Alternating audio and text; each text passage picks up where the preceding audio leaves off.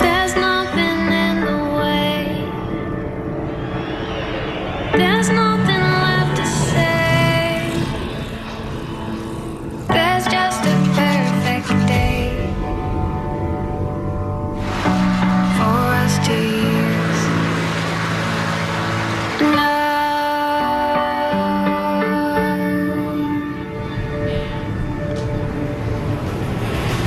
It is one of the great venues in all of sports, Daytona International Speedway. Today playing host to the season opener for the Nascar Xfinity Series. And now we go from the driver's seat, from one champion to another. Kevin going to chat it up with Chase Elliott. Hey, Chase Elliott, this is Kevin Harvick in the Fox booth up here. We got a couple of quick questions for you. We just want to know, I want to know, what is your strategy to start this race, being where you qualified? Yeah, I think just try to be smart, I guess, you know, in a way, and we want to try to move forward and just try to be mindful about it. So I think we just need a race, try not to do anything too over drastic, but just try to be smart about our moves. Chase, it's Michael up here with Kevin. It's interesting. You came to town a year ago, 18-year-old kid. Nobody knew really what to expect. You went on to win this championship. Is there more pressure on you to repeat this year or to prove to everybody last year you knew what you were doing? Yeah, I don't really think there's any more pressure on us this year to try to do it again. I think you have to look at it as a new season and, you know, just to be smart about it and realize that last year's last year and this is a new season. So just want to say thanks to all the fans for voting us the most popular driver. I didn't get a chance to say thanks, so I appreciate that. It means a lot to me. Well, you look really good in those Napa know-how colors. Go get them, buddy, and we're going to be up here following along. We'll check in with you later. Have fun. Cool. Thanks, guys.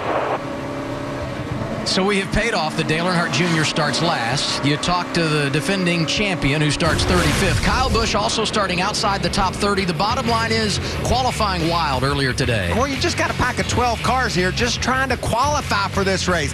3 wide in the tri-oval. That doesn't work so well when you got a bunch of rookies involved. A major crash, and we haven't even got to lap 1 yet, Adam. Yeah, and I think that's the real story about this. So, you know, we're going to line up the first time as we take the green flag with 40 cars. So these guys are going to practice in cool conditions, and now they're going to come in hot conditions, so it could be wild. Well, one guy that has mastered it is this guy, Regan Smith. Hot conditions. This is as hot as it can get. Look at that. 4 wide to the checkered flag, and Regan Smith, by a nose, is able to win the race. I expect you're going to see the same thing, exact same thing today, side by side, racing to the checkered flag. I know when you come to a place like Daytona, it's the season opener. These drivers, most of them, haven't been behind the wheel of a race car since we left Homestead in November. Today, what is the balance of patience and aggression as you try to be where you need to be for that final lap? Well, I think most of them haven't practiced much, and I think that's the way that the super speedway stuff has become. You don't want to tear your car up. So I think as we go into this race, you're going to have all 40 of those cars with most of the field not having practiced much, and then you have some guys with some experience that are starting in back. So it's going to be exciting. And Kevin hit on a key point. These cars have practiced in cool conditions. These cars deteriorate. The handling goes away tremendously when the ambient temperature goes up and there's some sun on the track. They're going to run tight in a pack. They're going to be side by side, and these cars are going to be a handful. We got 40 hungry drivers, and 2 of them in the booth that have combined for 3 Daytona 500 wins. We're going to have some fun today. We're glad you're with us on Fox Sports 1. Back live at Daytona International Speedway. Good to have you with us on Fox Sports 1 as we open up 2015 for the NASCAR Xfinity Series. Cars have rolled off the grid, and crews are making their final preparations. We talked about qualifying earlier today. On the pole for the 11th time in his career, Austin Dillon running 20 races this season. A limited schedule for Justin Marks, who has got his best career start. Row 2, Chad Boat, an underdog who had anxiety about even making the race alongside Brendan Gaughan, a 2-time winner a year ago. And now let's welcome in our pit reporters and send it down to Matt Yoakum. Good afternoon, Matt.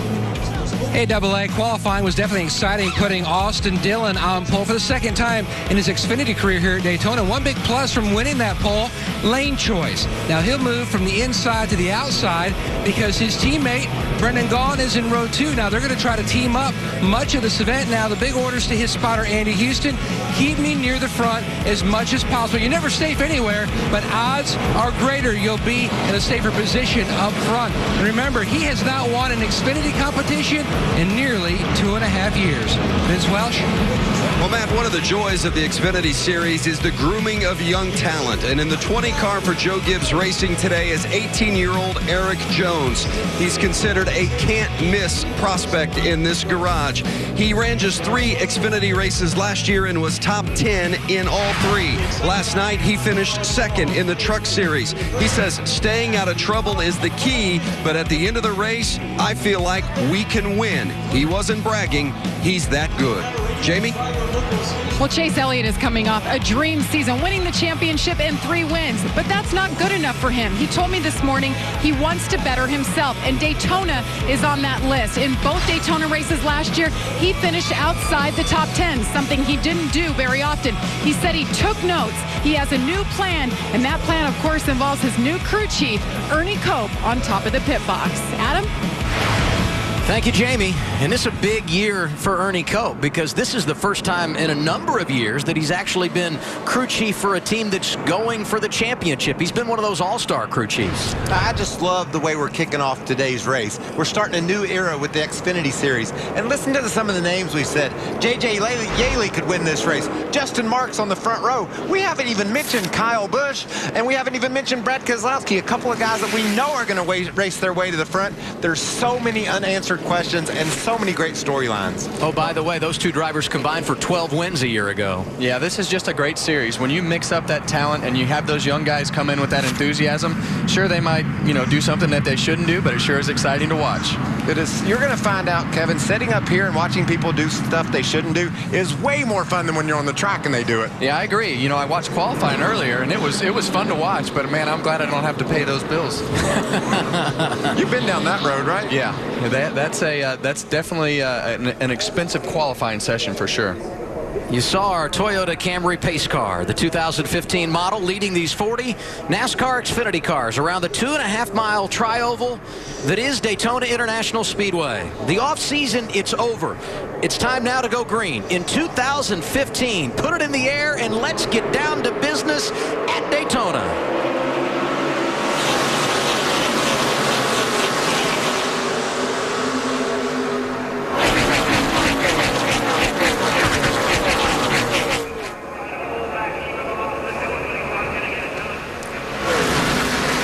Saw Brendan Gaughan dive to the bottom of the racetrack. That's going to give our pole sitter Austin Dillon a chance to do the same. Those 2 team cars now will line up at the front of the pack. Yeah, and I think as you see Austin moving back and forth right here, right now he's just trying to manipulate those 2 lanes to keep himself in the front. And you got these guys coming from the back of the pack, and they're pushing and shoving. And really, this is the time you can make up the most ground from the rear of the field because you carry all that momentum all the way through the field. And, Kevin, I'm not kidding. We watched Kyle Busch in practice make some moves that were incredible. We know he's going to do that in the race, and he's already 3 wide on the outside trying to push his way to the front. 9 times out of 10, the aggressor is going to be successful on a super speedway race because you have to push, you have to shove, and you have to take. And sometimes it doesn't work out, and the guy that is conservative wins, but we're already 3 wide, so. And the guy leading that tow on the outside, Ty Dillon, who has been knifing through the field here in our first couple of laps. Absolutely, and when that top line is formed up like that, it's going to carry more momentum than the bottom. And right now, Austin, those guys are coming so fast that he can't block them. How busy is Austin up there just trying to watch 2 different lanes besides his and block them all and keep the lead? It's really difficult. It is very difficult because you're trying to drive forward at, 195, 200 miles an hour, and the next thing you know, you're looking backwards than you are, more than you are forward. So these guys are going for it right off the bat. Now, I spent a little time out in L.A. last fall, and I ran on the 405. We were 3 wide. These boys are 3 wide at 190 miles an hour. Yeah, and they are not messing around. This is 3 wide all the way back through the field. So this is the kind of racing that the fans love to see, and I'm so glad that these guys are racing this hard right off the bat. Wow. I said Ty Dillon was on the move, up 25 positions in the first 2 laps of this race, and Dale Earnhardt Jr. started dead last. He, too, is up inside the top 20 early. How does he do it? Every time he finds a gap, he finds a lane, he makes his way from the back to the front in a hurry, all the way from last to the top 15. And I think the kid leading this race, Chris Buescher, is a kid that is probably a little bit underrated. I mean, he had a great season last year, drove right up to the front, and has gained a lot of experience through last year. So I think he's going to be a force to be reckoned with this year. And you know, Adam, right now, these cars are handling as good as they're going to handle all day long. The track is fresh, it's green. There's also a lot of grip right now on the tires, and these guys are able to make these 3-wide moves. As the cars start to go away, the tires get a little bit slippery, the temperature comes up. That's going to be even harder and harder. Yeah, and I think as you see, if you go back to that lead car and you look at the front of that grill, he's already got some stuff on the front of that grill, and that's very Daytona. As you start these races, you get trash on the grill, and he's got a ton of trash on the grill. So if he gets anywhere but where he's at, that M&M wrapper is going to have him in big trouble. I'm sure he loves M&Ms, but not right now. And yeah. Try to explain to people how tight those grills. I mean, they have a very small opening in the front to get those temperatures where they need them. Yeah, and NASCAR really wants us to not push and get that tandem draft. So they have limited the grill space that we can have open. So that grill is small, and they have made it as pretty much as small as they can make it without the engines blowing up, so you can't push. Austin Dillon, who led the first couple of laps, has now fallen in line 5th on that inside lane. His brother Ty a couple of spots in front of him. Now, didn't Ty start 33rd, like deep in the field? 25 positions or 24, whatever it is. Holy cow, what a move for him. Yeah, and I think you're seeing right now, you're seeing the guys that want to race hard right from the beginning, and you're seeing that backpack start to form as we go through the first part of this race. Haven't talked about the man that won this race 1 year ago. Regan Smith started 12th today. He's up in the 2nd position, and also up in that lead mix. You talked about Chris Buescher, the young kid from the Roush Fenway organization. Ryan Reed up in that lead mix in the 16 car as well. Yeah, and this is a great place for those kids to shine. I mean, they have a lot of experience that they have gained from last year. They know that when they come to these super speedway races that this is their most realistic chance to win races and make something happen and really shine. And in the end, we all know this is the biggest race of the year for the Xfinity Series, just as it is for the Daytona 500. And you know, you talked a little bit about Chris Buescher and the fact that he is the real deal. He's able to run up front. He went from not qualifying at Daytona here a year ago to leading the race now, and he was 2nd at Talladega, so he catches on really fast. Absolutely. Couple old friends working together here. Bubba Wallace, who's now driving for Jack Roush, getting a push from his old boss, Kyle Busch. Sometimes these pushes are hairy, especially in the tri-oval, and you can see Kyle is kind of back and forth with Bubba. Whew, that's a close one. Nice when you're coming through that tri-oval, it's not the place to be pushing and shoving, because you can see the curvature of those rear bumpers and the front bumpers in that shot right there, and you have about a 6-inch window that you can push straight. And in these cars, you have a little more sponge than the Cup cars, but that window of opportunity to push correctly is very, very small, let alone in that tri-oval. Michael, look who's behind Kyle Busch. It's Daniel Suarez, one of those involved in the wreck earlier today in qualifying. Backup car, 23-year-old, 3rd career start, and he's already working his way through the field at Daytona. That is impressive. We talked about Brad Keselowski. He's pushed his way right up there as well. Daniel Suarez needs to prove something today. He made a mistake in qualifying. He caused a crash. If he can run up front, get through this race clean, people will look at him differently when he leaves Daytona. He won't be remembered for that qualifying crash. He'll be remembered for his performance during the race. Last Saturday in ARCA competition, he finished 2nd. Top 10 last night in the Camping World Truck Series. But here he is running for a championship in his rookie campaign in the Xfinity Series. So far, so good. The Monterrey, Mexico native finds himself running 8th after dropping to the rear in a backup car. The start couldn't have gone much better. We were 3 wide. We're side by side. It's had it all. It was exciting to start with, that's for sure. And we're only 7 laps into the 120 that make up today's event. It's the Alert Today Florida 300. We're live in Daytona Beach, Florida. It's the season opener for the NASCAR Xfinity Series. 10 laps into today's 300-miler here at Daytona International Speedway for the NASCAR Xfinity Series. He started 34th, but the man that finished 5th in the championship 1 year ago has already pushed his way to the lead. Ty Dillon making that outside lane work.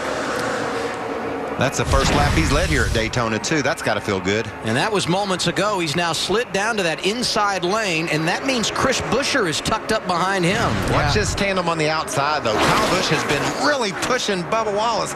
You saw the contact in the tri-oval.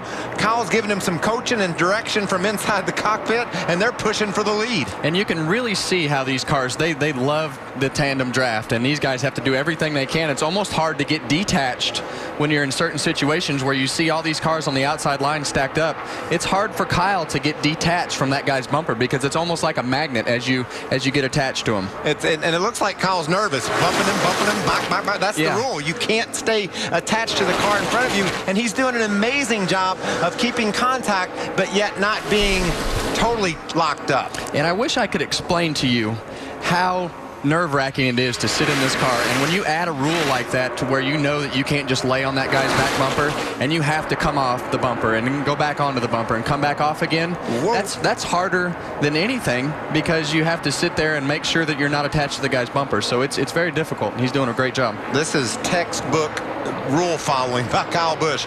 He's able to push Bubba to the front. Like Kevin said, a really difficult job what he's doing. And you saw he had Bubba sideways a couple of times now. I'm sure Bubba's enjoying leading the race. I'm not so sure how much he's enjoyed getting the lead. Well, I think, a lot of these young kids, they really love this speedway racing, so they love the pushing and shoving. And if you don't like to be pushed and shoved and knocked around, you're probably not going to be very successful at this type of racing. How good is Jack Roush feeling today? He's got 3 young kids. Bubba Wallace, who's running for Rookie of the Year, who just went to the front. All of those kids doing a nice job today. Also Ryan Reed. And, of course, we talked earlier about Chris Buescher. And you guys have had so much success here at Daytona. You know how key communication is. Listen to this from Team 54 and Team 6 moments ago. Tell them to stretch out on the straightaways. Go to the wall on the straightaways. Get off the inside row. I think what he wants... There, tight on your door. Tight on your door. KB says spread it out on the straightaways. Stall them in the corners. I think what he's hoping to do is maybe get a run against them in the corner and then gap them on the straightaway. Just playing around, seeing what kind of momentum that can create for those two. Yeah, and I think when you look and see what they're trying to do right here, they're trying to slow that inside lane down. But as you go up that hill and you come off of that corner, you can kind of get a run down that hill and really allow Kyle to push you down the back straightaway to where the side draft doesn't slow that momentum down on the outside. And you can see he's doing it now. Bubba's separated from the inside line, and look at the run they're making. Turns out Kyle's actually pretty good at this. Maybe Bubba following his direction is a really good idea. And remember, that's a Toyota pushing a Ford. So at this point in the race, you're just trying to get to the front no matter how you get there. Yeah, and I think that the thing about these two guys, though, is they know each other really well from the truck days. So even though they may be in different manufacturers, Darrell really trusts Kyle pushing him, and Kyle trusts pushing him because they've worked together so much. And don't forget this about Kyle Busch. He started outside the top 30. Right now, he's third, Vince. Well, and Kyle Busch is one of those drivers that he's always got his eye on those around him. You heard him talking about what he wanted from Bubba Wallace. He's got a rookie and a teammate behind him in Daniel Suarez. And he's also got to keep an eye on his temperatures. His crew chief, Chris Gale, just told him a moment ago, keep an eye on those temps. If you've got to dart out and get some air to the car, do it. So there's a lot to keep an eye on for the 54 of Kyle Busch right now. Oh, it makes me nervous when you catch a slower car down in the corner and have to go 3 wide. That difference in speed, having to adjust your line to go around him, that's a recipe for disaster. But the field did a great job working their way around Blake Cook. You always dread where you're going to catch those guys, and you can see when it's coming to the tri-oval or it's coming to the corner and that snake effect starts to happen and guys have to start weaving in and out. It just takes such the slightest touch to spin one of these cars out. So you just hope that everybody dances together. We started side by side, and we've stayed that way for that lead pack. But there's a number of other drivers that have drifted back. Elliott Sadler is 22nd. Back there with him, guys like Chase Elliott, Dale Earnhardt Jr. biding their time for the run here at Daytona. Right now, it's Ty Dillon on top. Traffic quiet today on Speedway Boulevard here in Daytona Beach, Florida. But you go over to Daytona International Speedway and things totally different. They continue to run 2 wide and 10 deep here at Daytona International Speedway, the world center of racing, hosting the season opener for the NASCAR Xfinity Series.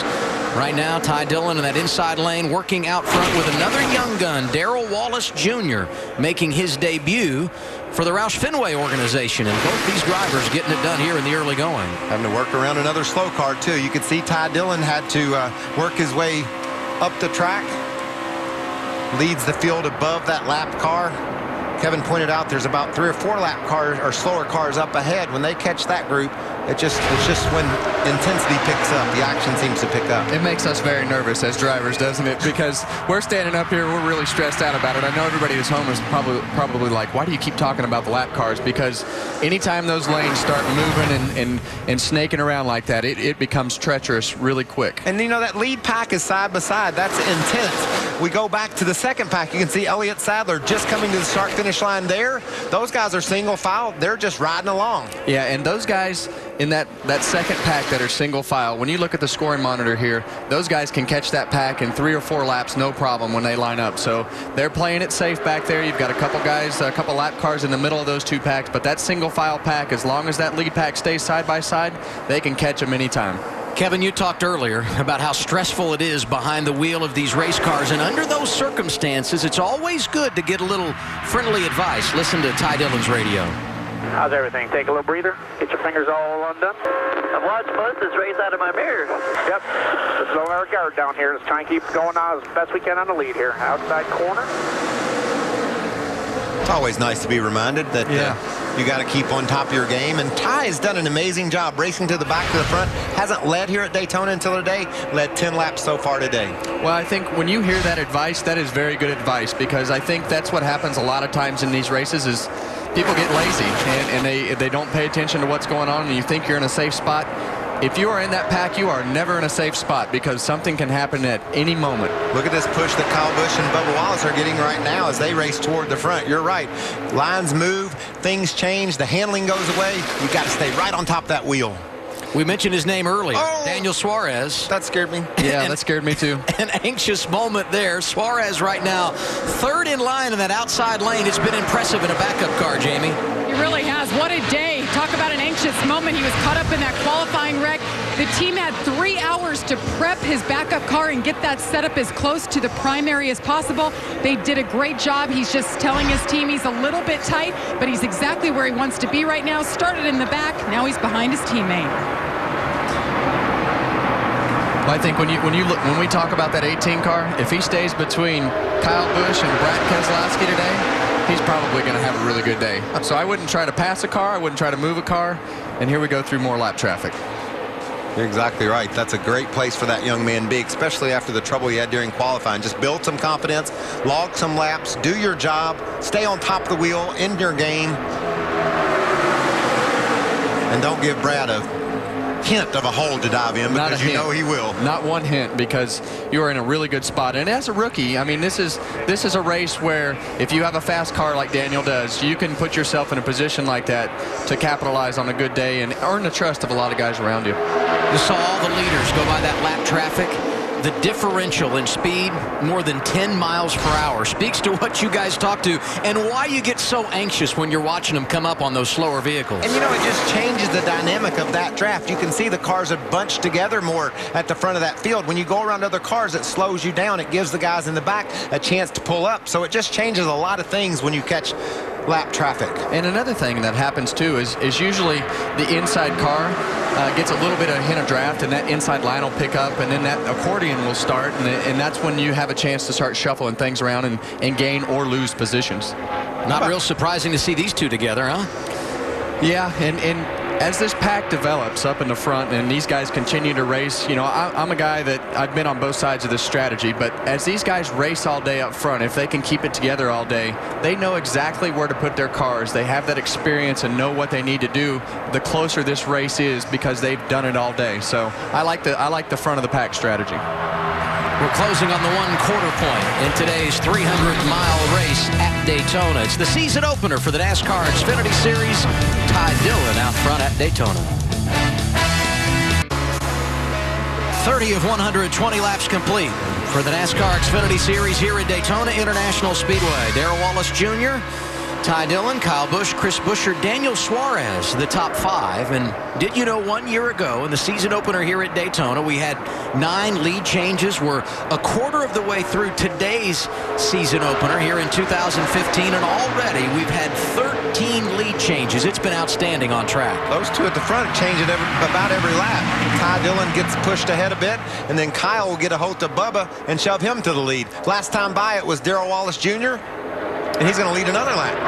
And I tell you, that's really just how our sport is. Everybody realizes that if you're going to win this race, most likely you're going to need to be in the front of the pack. So everybody's more aggressive, it seems like, in this race than they were last year because they want to try to position themselves throughout the day to stay up front. Big shove in that outside lane for Darrell Wallace Jr., who has led 12 laps here today, 32 laps in at Daytona. So let's go Fox Sports 1 style and crank it up.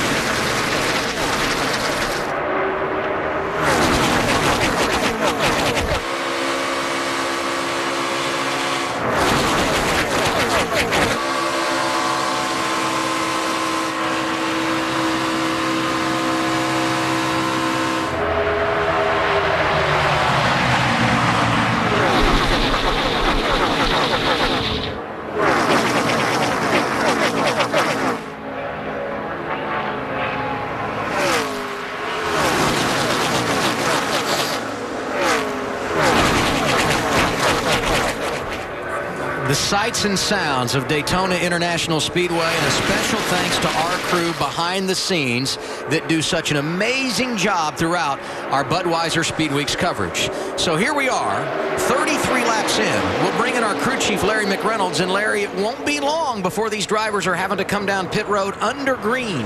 Yeah, Adam, a couple of things I want to point out. Now, I personally, with going this far into green, I would go with 4 tires because you're going to have to wait on the fuel. And this would make it where you can do it on 1 or 2 more stops.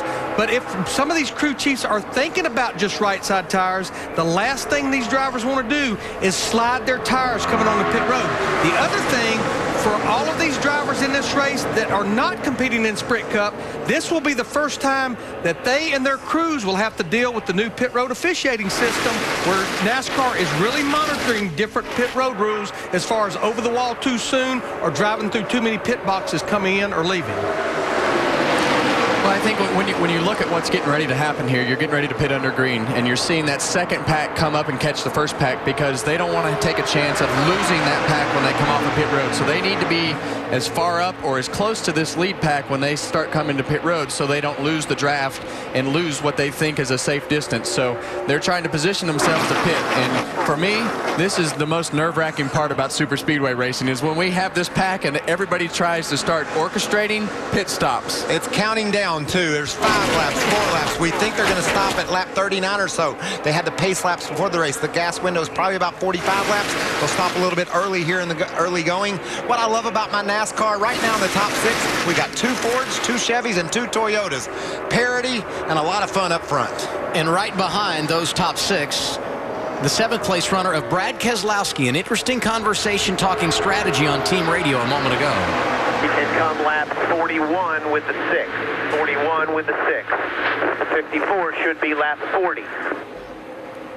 Yeah, and this could work out several ways. You know, if you have the majority of the pack pit first, and you get a majority of those cars to come off the pit road together and they get lined up, they're going to take off. So there's a lot of strategy that comes into when you pit. And Bubba just shucked Kyle. Bubba dove to the bottom of the racetrack and left Kyle Busch hanging. When we get back, green flags, pit stops. You're watching NASCAR on Fox Sports 1.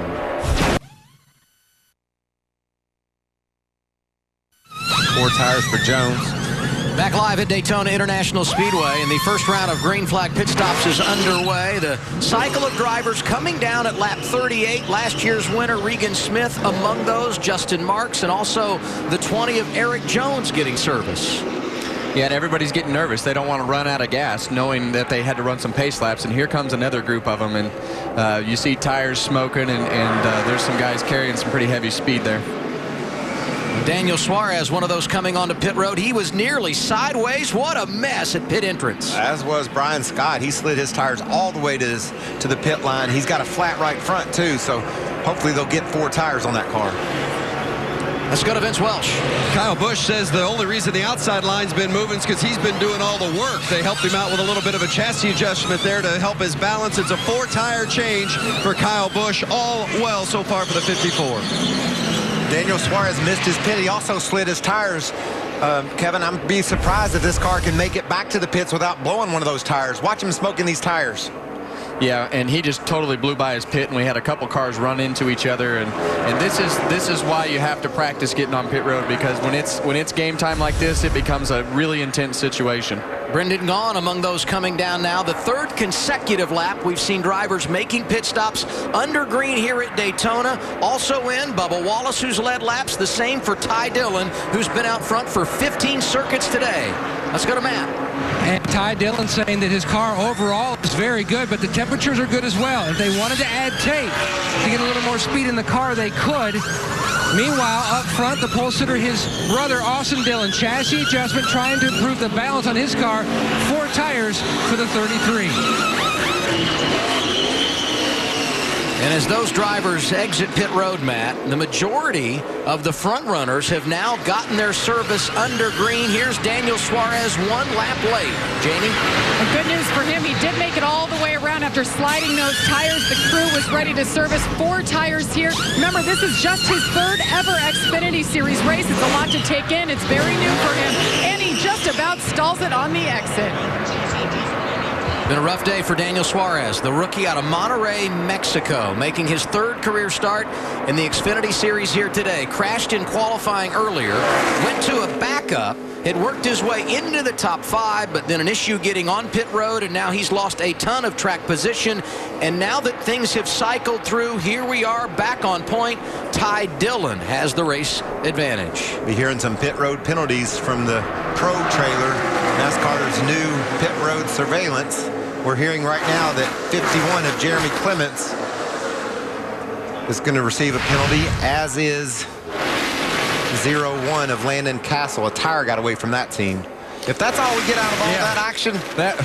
I about jumped out the window out here when I saw the 18 and all the mess happening in front of us. But I think right now you're seeing the pack that is separated, how they came back onto the racetrack. You got experience in the front and you got inexperience in the back on how to come to pit road. Speaking of experience, here come the 54 and the 88 on the move. A couple of Cup veterans looking for the point at Daytona. Dale Jr. moved up behind Kyle Busch. And I think these guys knew. I think they played it pretty smart. They got aggressive right before the pit stop.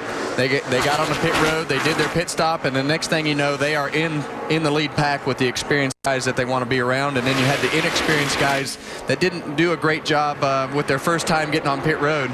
Kind of separated themselves into the back half of the field. So that was an interesting pit stop. Dale Jr. went to pit road running 21st, comes off challenging for the lead, running in 2nd spot. So you're right, Kevin. Not only a great pit stop by his team, but getting to that speeding line and then getting back on the track. Obviously, Dale Jr. overachieved. Yeah, and I think as you see the front of this pack, I mean, Kyle and Dale and a lot of these guys, they've already raced 2 or 3 times as we've gone through the weekend. Well, 2, I think, as we've gone through the weekend. So you've been on the pit road, you've been through practices, and I still practice every week getting on and off the pit road because it's just so hard to do. We promised you off the top today's race would be entertaining. How about this? Dale Earnhardt Jr. up 30 spots, 27 for Kyle Busch. Ty Dillon, who's led more laps than anybody, up 24 positions. And you're on board with a man who won the championship last year. Chase Elliott finds himself 12th in the running order and still very much a part of the equation here at Daytona.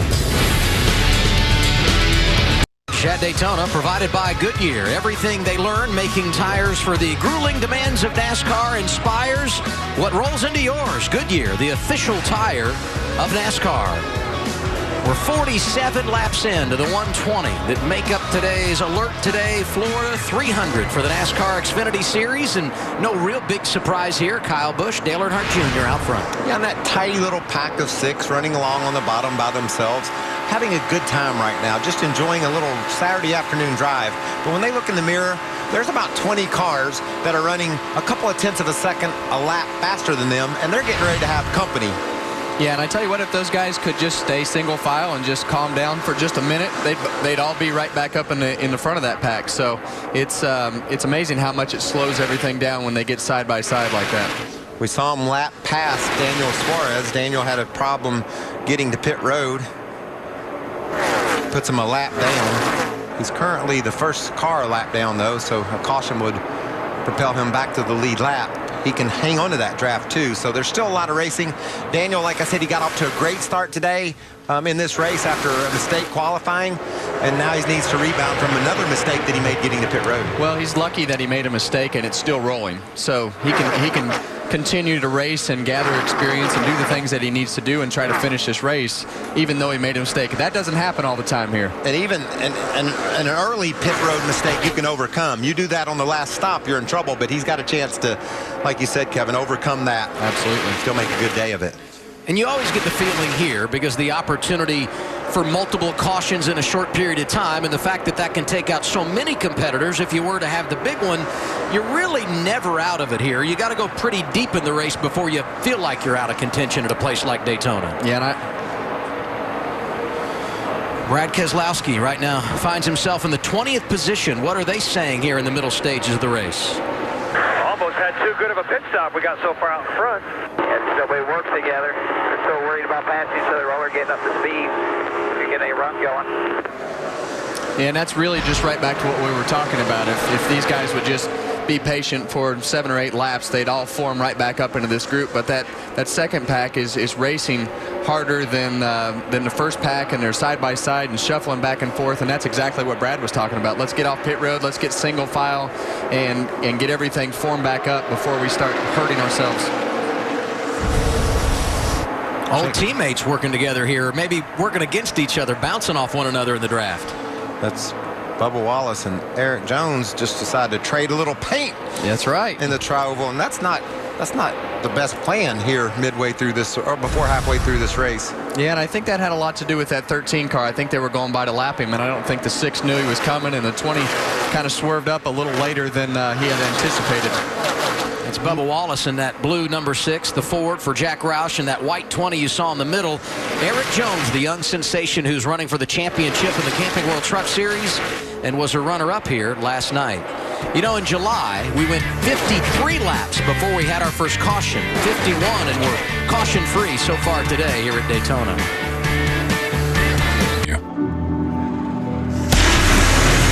Somewhere in that pack is a driver that could intimidate the intimidator. A driver with a move that'll one-up the pass in the grass.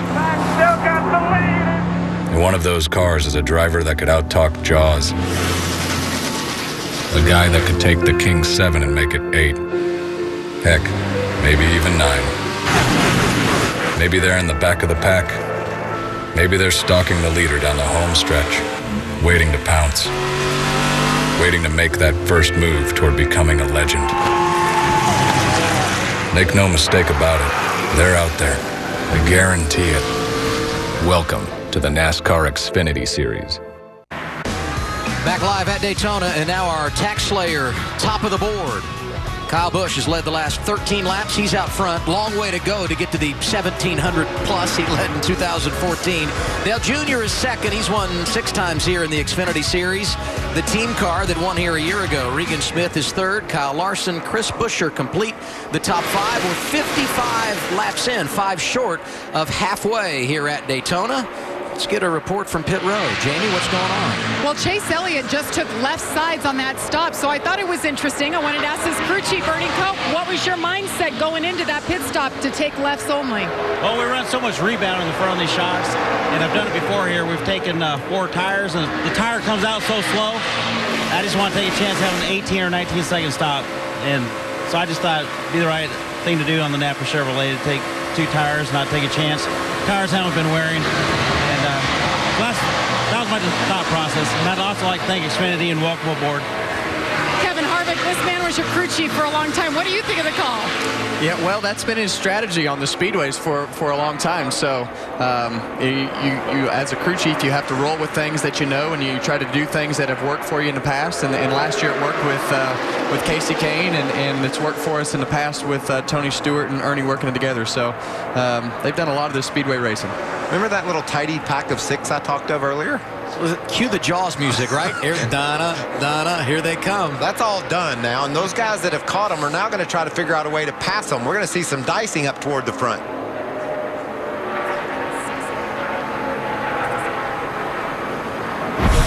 Talked a lot today about Bubba Wallace. You see him in the 6 here, right behind Ty Dillon in the orange and black number 3. Well, he's been pushed all day long by Kyle Busch. Maybe he wants to try a little pushing himself. It looks like he knocked the 3 of Ty Dillon sideways. Let's see. Halfback coming 9. 1 with you up top. You think Ty had about enough of that? I think he was actually trying to come down and get behind his brother, it looked like, but it was just bad timing, which is what creates a lot of these wrecks.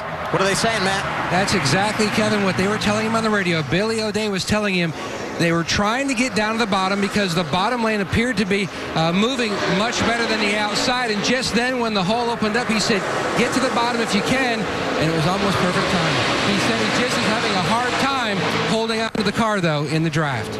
Now that was a cool move right there. You saw Austin Dillon. He saw his brother tied to the outside. They jumped up there and just about got messed up by Bubba Wallace, but then Brendan Gaughan pulled in behind those 2 brothers and pushed them ahead. So that's some synchronized racing right there between those teammates. Yeah, and it sounds like those guys have been trying to get those RCR cars lined back up. So they've got 3 of the 4 lined up right now. And Bubba Wallace is now starting to drift back and in danger perhaps of losing the tail end of that group. Sometimes you just need a break. You wind up, getting turned sideways or turning somebody sideways, and you're in a bad spot, and you get stuck in the middle or outside or something going wrong, and you're like, all right, I got to go back and catch my breath, and then I'm going to go back at it again. So maybe that's what happened. I don't know. Well, Bubba did a nice job. He was in a position he needed to be, but he got overtaken by those 3 teammates and pushed him to the back. But Bubba's rebounded now, and he's going to hang right in behind Brad Keselowski. That's a fellow blue oval. He sees him. He says, that's some friendly territory. I'll go push him a bit. When he crosses the start-finish line next time around, Kyle Busch will have led the most laps here at Daytona today. 19 circuits out front for the man that won 7 times a year ago. The Xfinity Series has a new name and a new home right here on Fox Sports 1. 63 laps in here at Daytona International Speedway. 300 miles to open up the season for the NASCAR Xfinity Series. And now our Ford Track Fact. The inaugural Xfinity Series race back in 1982, won by Dale Earnhardt, one of his 7 wins here. And only 4 of 44 races won from the pole. Not good for Austin Dillon, who started out front today. Well, that tells you how much shuffling goes on during the course of one of these Xfinity races here at Daytona. You can start anywhere and win. I tell you what, I love the roof cam on the top of that 6 car because you can really see how these cars are dancing around, and he's now trying to figure out how he's going to get back up through the pack because he was in the front all day, and now he's got shuffled to the back, and now he's got to figure out how to push and shove his way back up through there. Why don't you show us what kind of broadcaster you really are and put a circle around that 6 car and that roof cam with your telestrator, Mr. Harvick? Wait. There he is right there. How about that? Right. It's hard when they're on the move. It's hard when they're on the move to circle them. That's right. But you did a nice job. Hey, let's get a report on Bubba Wallace. What's going on there, Vince? Well, when Bubba slipped back several positions, I think you guys summed it up best that maybe there wasn't something wrong. He was just going back to regroup. I spoke with the team. They said that was exactly the case. Didn't communicate at all on the radio. Went back, settled himself, and is now moving toward the front. He had a top 10 finish here a year ago. He's comfortable on these tracks, as comfortable as you can be. But sometimes you just got to catch your breath, gather yourself, and start working your way back toward the front. Yeah, and sometimes it's easier to work your way from the back of the pack up through the pack anyway because you can carry that momentum and you can make better decisions as you're coming from the back and looking up through there. And that also gives you a chance to evaluate your car, what kind of moves you can make. If you run up in the first 2 or 4 like he has most of this race, you don't really know what you have if you got to make a move, and he sees he's got a car that he can move with. I know qualifying wasn't clean, but the race has been that. How about 65 laps to start under green? No cautions yet today, and our longest green flag run, you saw it there a year ago, 29 laps. We couldn't even run 2.5 minutes in qualifying without wrecking half the field. And these guys are racing side by side. This is great action. They're fixing to catch a pack of slower cars. Be a chance for them to mess up, but so far, really good driving. Oh, come on. You guys know it's a ticking time bomb. As that lap counter goes from 67 to 68 to 69, the intensity just picks up every lap as we get closer to the end. So it's hard racing right now, and everybody seems to be somewhat organized, but as we get to the end, everybody will want to start pushing and shoving a little bit harder. On board with Eric Almirola. These cars, they move around so much, and that's really the hardest part about trying to draft with somebody is just really driving straight, especially through the tri-oval here, because as you go in, that car starts to get light and you move around and cars are dancing back and forth and on the verge of out of control. So it's definitely hard to drive them straight as you're in a pack and things are moving like this. It seems like they drive better in the turns. When you're loaded up down in the corners, you've got more grip than when you're going down the straightaways. People bouncing into you. The things want to whip around more on the straightaways. So absolutely. When that thing's loaded up in the corner and the car's compressed down into the racetrack, you got all that banking to lean on, and as long as somebody stays from the center to the right of your bumper while they're pushing, it's okay. But they are light down the straightaway, especially in that tri-oval. Kyle Busch, the race leader, in that black 54 in that outside lane. And he's got the rest of the top 5 behind him as they work outside of some slower traffic here, approaching 70 laps complete in today's event. 1 year ago, we had 5 cautions here in Daytona in this race. 4 of the 5 coming after lap 70. Tomorrow on Fox, it's the Great American Race, the season opener for the NASCAR Sprint Cup Series. Noon Eastern time is when our coverage begins. And one of the drivers competing here tomorrow, Regan Smith, filling in for Kurt Busch, who's been indefinitely suspended by NASCAR. Driver 7 in the Xfinity Series, won here 1 season ago, and he's out front right now. Kyle Busch, who was leading while we were away, has been shuffled back to 5th. Dale Jr. was 2nd when we went to break, but he is now dropped back because he had to make an unscheduled pit stop. When they made their stop into the green flag for the first time, they got 2 tires and didn't get the car full of gas. So they had to come back to change 4 tires, put some gas in it, which was early. And we're getting reports that when he left pit road, he drove through more than 3 pit boxes, and that's against the rules. Plus, he might have a loose wheel. Maybe they would check on that as well. But straight through the pit he went. Yeah, I think that the thing from looking up here, I only see 3 pit boxes in front of him, so I don't know if that last stall is actually something that they use as a box, then count as a box. But really, there's only 3 pit stalls in front of him, so maybe we can get some clarification on that. Let's listen to team radio, see if we can gain some insight here. Yeah, I got a loose wheel. I don't know how bad it is. Ask the boys. Well, he was back on pit road, and they didn't address that. Yeah, I think in order to serve your penalty on your drive-through, you can't stop in a pit box. So if he does have a loose wheel, he's going to have to come back in again and stop in the pit box. Matt, you've been covering it. What are they saying down there? He says going up to speed, definitely a loose wheel, but he thinks he can ride it out until the next stop. I tell you something else that happens here. When you start pitting under green and you start coming on and off pit road, those brake rotors start vibrating. Let's see if we can get some clarification on leaving the pit. The rule is you cannot drive through more than 3 pit stalls. There's 1, there's 2, there's a 3rd, and that would be a 4th, but there isn't a car there. There's nobody in it. Interesting. But even at that, it was really close. Well, close as black. I know, but it looked like maybe he'd even missed it. And obviously, by NASCAR's. Well, the pro system is black and white. It tells you whether you missed it or not. So he obviously drove through that 4th box. I didn't know that if there wasn't a car there, that counted as a pit box. So I'm learning for tomorrow. Absolutely. Make sure I understand Definitely learning, that's for sure. And the reason there would be no car there is in the NASCAR Xfinity Series, only 40 cars competing. So what NASCAR will do sometime is squeeze the pit lane, making that #1 pit stall not an option for teams competing this afternoon, where it would be used tomorrow with 43 cars in the race. Check out that pack coming after the leaders. Man, those guys are all over one another. This race is it's been like a slinky. They pull together, they stretch apart, pull together and stretch apart. And right now that second pack is where all the intense battling is.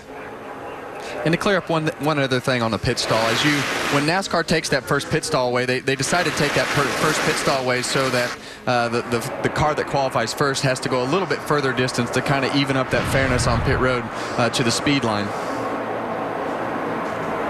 How about this? No cautions here today. 46 races at Daytona for the NASCAR Xfinity Series. We have never gone caution-free, but we're now down to 44 laps to go. And that lead group left of your screen, 9 cars there, and then a big graph coming behind them, Larry. Yeah, we're getting close to what's going to be this second green flag pit stop. I feel like that teams should need to go to 80 laps. That's 40 to go. But you need to think about this. The last 3 Xfinity Series races here, there's been a green-white checker. But I think this is a great time to get 4 tires. Vince. Wallace is in. It's going to be a 4-tire change. Also a chassis adjustment to help him with his balance. He's been a little bit too free. Wallace, the rookie, has led 18 laps in this race, but has since fallen back, trying to help him with a little better race car down the stretch. Well, I think as you see all these pit stops starting to happen, these guys still don't really have a good fuel reading, because the first run of the race, you have your pace laps, you have your warm-up on pit road, you pitted a little bit early, so you have a better reading than what you had, but you still don't have a real one. So there's a possibility for some guys to run out of gas, especially that put 2 tires on and not know exactly how much fuel you put in it. So there's a lot of variables right here that the crew chief has to dance around. And if you run out of gas right in the middle of that pack, there's going to be a crash. Absolutely. You can't avoid it. So you have to be on the conservative side. You can see Regan Smith waving his hand to the cars behind him. He's coming to pit road this lap. He'll dive off of turn 4 to the bottom. Let's see if they can pull it off again and everybody pit without any damage. Had a few issues, but no big accidents. Pretty well executed. The first time we had a cycle of stops back around lap 40. And the stops beginning once again, and as Regan peels off, so does his teammate, Chase Elliott. They will work together off pit road in the draft. Let's cover the 9 stop. Here's Jamie. Well, remember, last stop they took lefts only. This time it'll be right sides, and they'll fill them up with fuel. Vince? Regan Smith is in as well, the 7. He took right sides only the first stop. This time it's going to be a 4-tire stop. Regan Smith pitted from the lead. Been a strong car for him today, this Junior Motorsports machine, the winner in this race a year ago. A couple of seemingly routine pit stops. And the caution is out first time today, and I believe it's for the tire down here. Chris Cockrum had also come to pit road. Tire rolled away, got into the infield grass. And with that, with 40 laps remaining, we now have a caution. That's a big break for Chase Elliott and Regan Smith. They've got their stops done. They'll remain on the lead lap and have their pitting done. Yeah, they're going to be the leaders. Yes, I mean, sir. When this is all said and done, this is going to work out great for Chase and Regan, because they're going to lead. And Dale Jr., he's going to get a lap back to try to get back in this race. I don't know if he's going to get a lap back or not. He's not our lucky dog. And Elliott and Regan Smith will stay on the track, keeping Earnhardt a lap down. So he'll have to race for that lucky dog on another stop, I think. But I do think Bubba Wallace is going to get the free pass. Another one of those drivers that had come down pit road under green, and that could be big for him. Check out the 13 of Chris Cochran. They're making a pit stop, and his tire gets away. I want to see your skills again, Harv. Watch this thing go. Watch Chase Elliott barely miss it. Yeah, you're going to see the tire right about here. And it's going to go over to here. That's right. And we'll clear it so you can see it finish its way over to the grass, and that's what caused our caution. Adam, would you like to draw something? I'm going to let the experts handle that. The telestrator today for Daytona 500 winners only. I'll let you guys I like handle that. it. But I really think Dale Jr., I believe since he had to pit early, he's probably going to take the wave around. But I don't think he can get the wave around because of the fact that Regan Smith and Chase Elliott will be the leaders by staying on the racetrack. You're right. So they'll be behind him. It's interesting stuff. That's why sometimes we have to have extra caution laps to get all this stuff sorted out when this type of thing happens. And pit road here is closed, and that's why everyone stayed out, and that gives us an opportunity to step aside. Under caution for the first time today at Daytona, Kyle Larson, the race leader. Pit road, a busy place when we return. Stops today coming under caution for a number of drivers that have spent time out front. Kyle Busch, Eric Jones, Kyle Larson, among those that came down the pit lane. And the youngster, Eric Jones, we saw slide through his pit stall, so he likely lost some position. Let's go back and take a look. Just trying to get all you can get. He came in there hot, wanting to make the fastest pit stop to get that track position. We've talked about how difficult it is to make moves at the front of the pack. He tried to gain a little extra time there, and it wound up costing him. He came in the pits in third, probably going outside the top 10. And NASCAR's got their new pit road officiating system set up. Got 8 officials over in the pro trailer. You see the green lines, the tire gets away. The camera will pick up that movement, red flag that stop. A NASCAR official will go back, review the stop, and determine if in fact it was a penalty. You can see those lines there. The green line around the pit is what the NASCAR folks are going off of. And they're the officials in the pro trailer. They look like they're enjoying doing it as well. Yeah. Hey guys, give a wave. You're on NASCAR on Fox. 38 laps to go in the season opener for Xfinity teams. Back live at Daytona International Speedway, closing on the latter stages of the season opener for the NASCAR Xfinity Series here at the World Center of Racing. Good to have you with us on Fox Sports 1 with Michael Waltrip, a 2-time Daytona 500 winner and defending Sprint Cup Series champion, and the man who won the 500 back in 2007, Kevin Harvick. I'm Adam Alexander, and hey, we've had some good stuff today. Let's face it, 20 lead changes, 8 different drivers out front, Dale Jr. driving through the field. And it's going to be a fun finish. You know, 20 different lead changes, 8 drivers leading this race, but the 2 guys that made that pit stop before the caution came out, Regan Smith and Chase Elliott, they think they're in the driver's seat because they've got the track position. How crazy is that, Kevin? You're at Daytona where you can draft, you can make all these moves. They're pumped about getting track position, and we still got 35 laps to go. How are they going to hold on? Well, it is very hard to win these races. You know that, no matter what series it's in. And when you have a little bit of luck on your side, you're like, yes. I am so excited that it finally went our way today. So you take it and you try to make it productive and produce a result that you want to win. You said it during the break. Better lucky than good.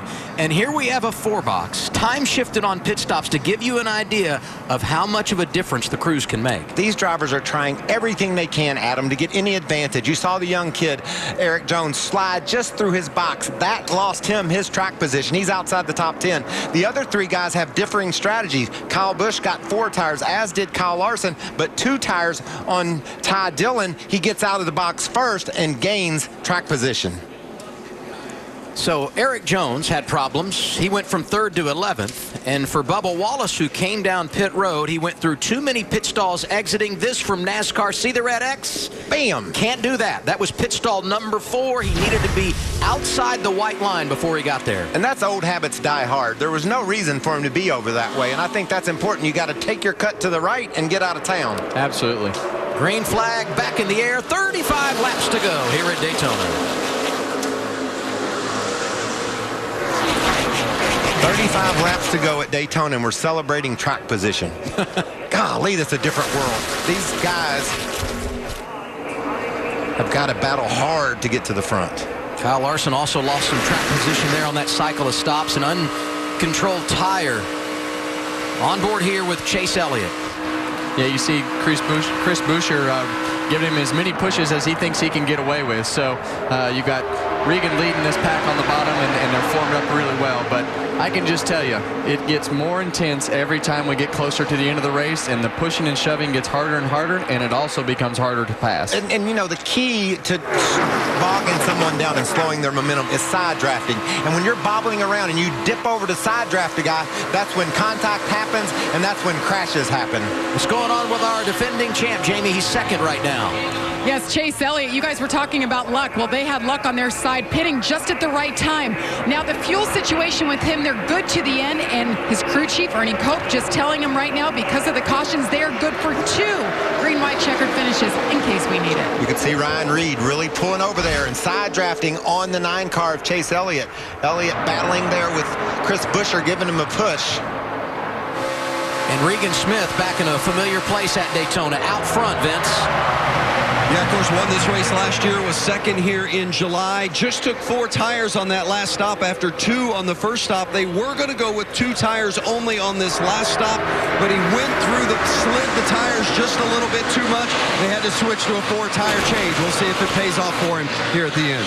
And that's what's so tough and what makes it challenging for crew chiefs is, as a driver, if you slide through that stall at all or lock them up getting onto pit road, pitting under green like they did, now all of a sudden your strategy has to change. You've got to go with 4 to be safe.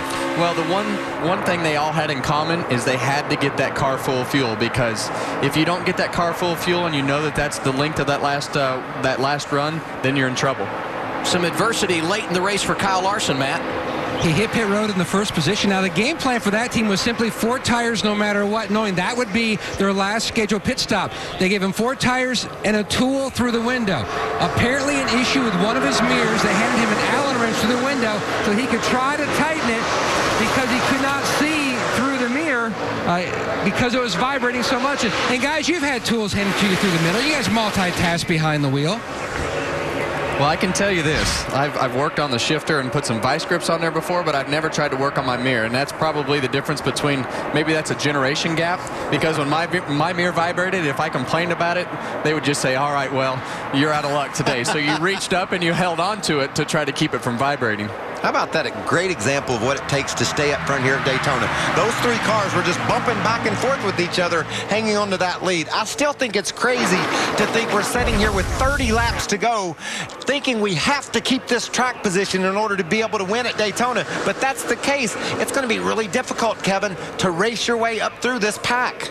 Yeah, and you just don't want to be the weak link right now. And what I mean by that is you don't want that gap in front of you. If you have a gap in front of the car, you are the guy that's slowing your line down. So when you see those first 3 cars in the middle lane there formed up and you get everybody formed up, your line is going to move faster. So the better you can form your line, the better off your line is going to go. You just don't want to be that weak link. What about Daniel Suarez with Kyle Larson forming another line? And they're making some progress, too. That 3rd groove on the high side has drove up to the middle of the pack.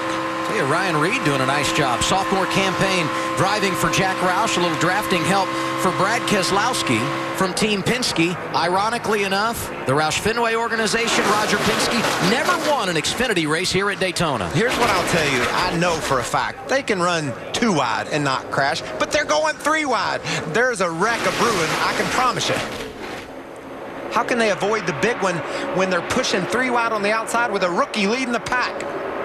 J.J. Yaley, quick in qualifying today. Now he's in the mix late, leading that group coming up the middle. Suarez and Larson in that outside lane. Yeah, and it's such a dance right now, you know, as to how hard you can push and how far you can push them, where you see Kyle Larson pushing Daniel there up to the front, and then you have Ryan Reed out front. And that's the thing I love about Daytona. And I told you before the broadcast started, it's the underdog guys that I'm rooting for today. I love the race in itself, but you can see all these guys leading a race that might not ever lead another race at any other track this year against Kyle Busch and Brad Keselowski. So this is fun. What about Kyle Larson? You got to give it to that kid. He figures out a way to get to the front no matter where we're at or what series we're running. Heck, he won the 24 Hours of Daytona just a month ago. He's raced up front in the Cup Series. He's won Xfinity and trucks. And now he's figured out a way to push a rookie who struggled all day today all the way to the front. Now, keeping in mind, Suarez, outside lane in that orange car, he's 2 laps down in 30th, but he's up there with that lead draft, and right now trying to help pull Kyle Larson to the lead. You never know who your friends are, Adam. You'll take them anywhere you can get them. If he's running 30th and you can put a bumper to him and get to the front, he's going to be your buddy. Yeah, and the 6 had a really big moment down the backstretch right there, and that's just trying to get into a line and push and shove, and you can feel the intensity of this race picking up because everybody knows how important it is to be up front. Check this out. This is a big wiggle on the front straightaway. He's up against the car in front of him, makes a move to the inside. Woo! I don't think he meant to make that move. Okay, we got to make a note. At lap 91, 3 wide on the outside, pushed all the way to the lead. I didn't see that one coming. I didn't know that high side could make that move. Yeah, and I think that's just the aggressive nature of how hard you want to push. And the more cars you can get bumper to bumper like that, the faster that line's going to go. So prior to today, the only place where... Oh, big trouble. That's the rookie Suarez up and over Regan Smith, the big one at Daytona in the tri-oval.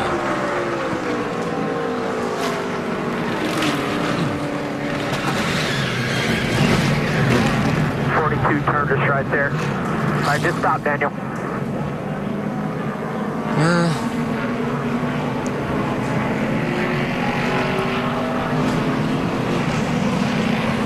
Scott Lagasse, window net is down. Good for him. Suarez able to drive his Toyota to the garage. Second car in just a few hours for that young man. Up and over for Regan Smith. You ain't going nowhere.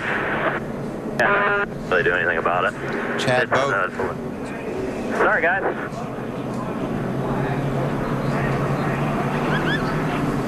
Regan Smith had put himself in great position, but he's not going to repeat today.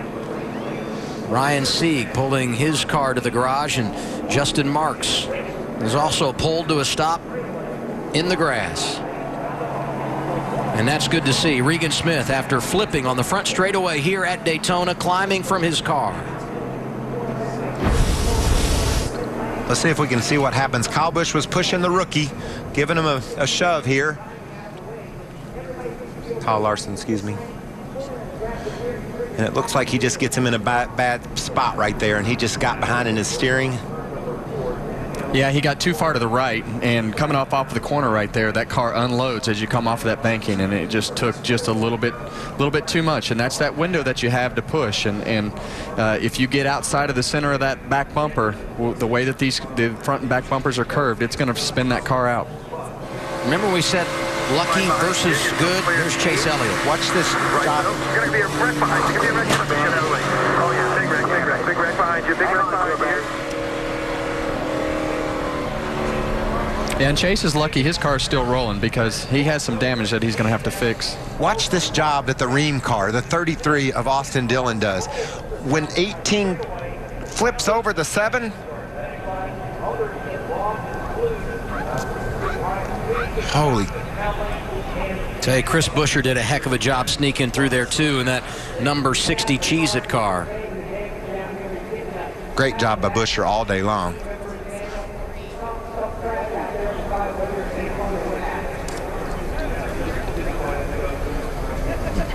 Those are some great pictures. We have the best cameramen and women in all of sports. I mean, the images they capture from so far away, and they never miss. Watch this. Watch the Ream car, the black car, third back on the outside. He's going to see this crash developing. Regan Smith turns over, and he misses him. Wow. And I don't think there was any contact at all between the 33 and the 60. You know, Kevin, we've heard all the time, you got one under you, but that's not what they mean. Right. Yeah, they don't mean you're actually underneath it. That's for sure. Usually that means on your inside. Yeah, exactly. Not literally sitting on your roof. Damage. Oh, we got some damage on the right rear. But that shouldn't hurt him any. They come in, put some tape on that, and he can go again. 27 laps to go at Daytona. Second caution of the day. It's not for a tire getting away. It's for a big crash on the front straightaway.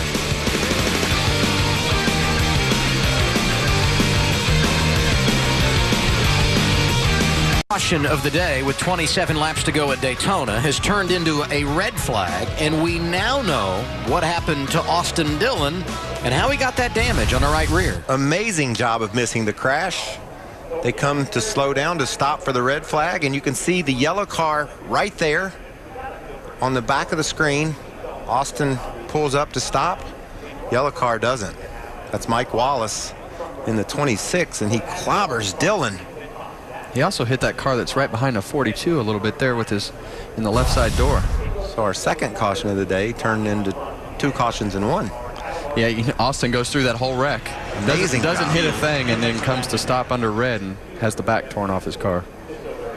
More than 10 cars involved in this accident at lap 93, and it all got started when Daniel Suarez went sideways coming to the tri-oval after what appeared to be contact from the 42 of Kyle Larson. Let's listen to what they're saying on 42 team radio. The 18 just kept moving around. He tried to go up as we were pushing, and he moved up too high, and we hit him in the left rear and started to turn him, and then hit the 7 and flipped him over. You can see they're off turn 2, and Kevin, you nailed it. The track flattens here, and it was just more than that rookie could stand. Maybe anybody can stand. A guy pushed him right there, turns him around. Yeah, it's just as you roll up off that banking on turn 4 right there, even off of turn 2, the banking rolls off so fast and the car gets light even when you're by yourself. And when you're that far to the right and the car is coming up off the corner to unload, it's just there's a lot of things that lined up right there to make that car loose and unfortunately caused a wreck. And watch the job that Larson does, though. He's got a car at 190 miles an hour crashing in front of him.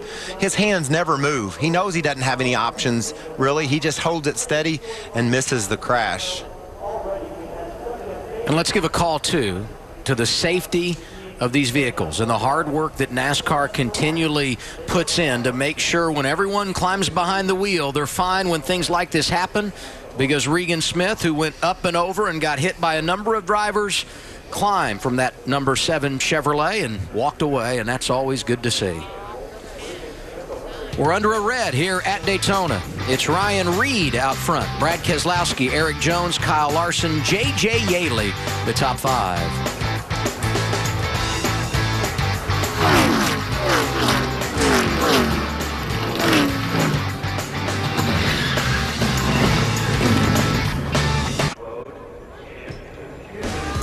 Welcome back to Daytona International Speedway. What started as a calm afternoon here, now we're experiencing red flag conditions after the big one. Joined here by Larry McReynolds inside the Hollywood Hotel.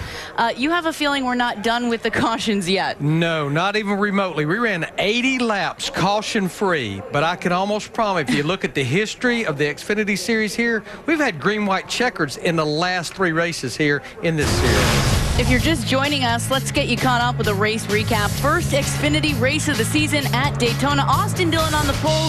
Little brother Ty started 30th, quickly making his way to the front. Kyle Busch, Darrell Wallace Jr. friendly. A nice shove from the 54 to the 6. This, of course, the first race for Darrell Wallace Jr. in that 6 car with Roush Fenway Racing. We enter the pits, and the rookie Daniel Suarez for Joe Gibbs Racing in that 18 car, having trouble in the pits, locks up the brakes, then misses his pit box, almost stalls out once he finally got into his box. Lesson learned there. Lap 42, Kyle Busch makes his way to the front for the first time in the afternoon, looking for his first series win at Daytona with Joe Gibbs Racing. When Regan Smith would take the lead on lap 69, there were 51 laps to go.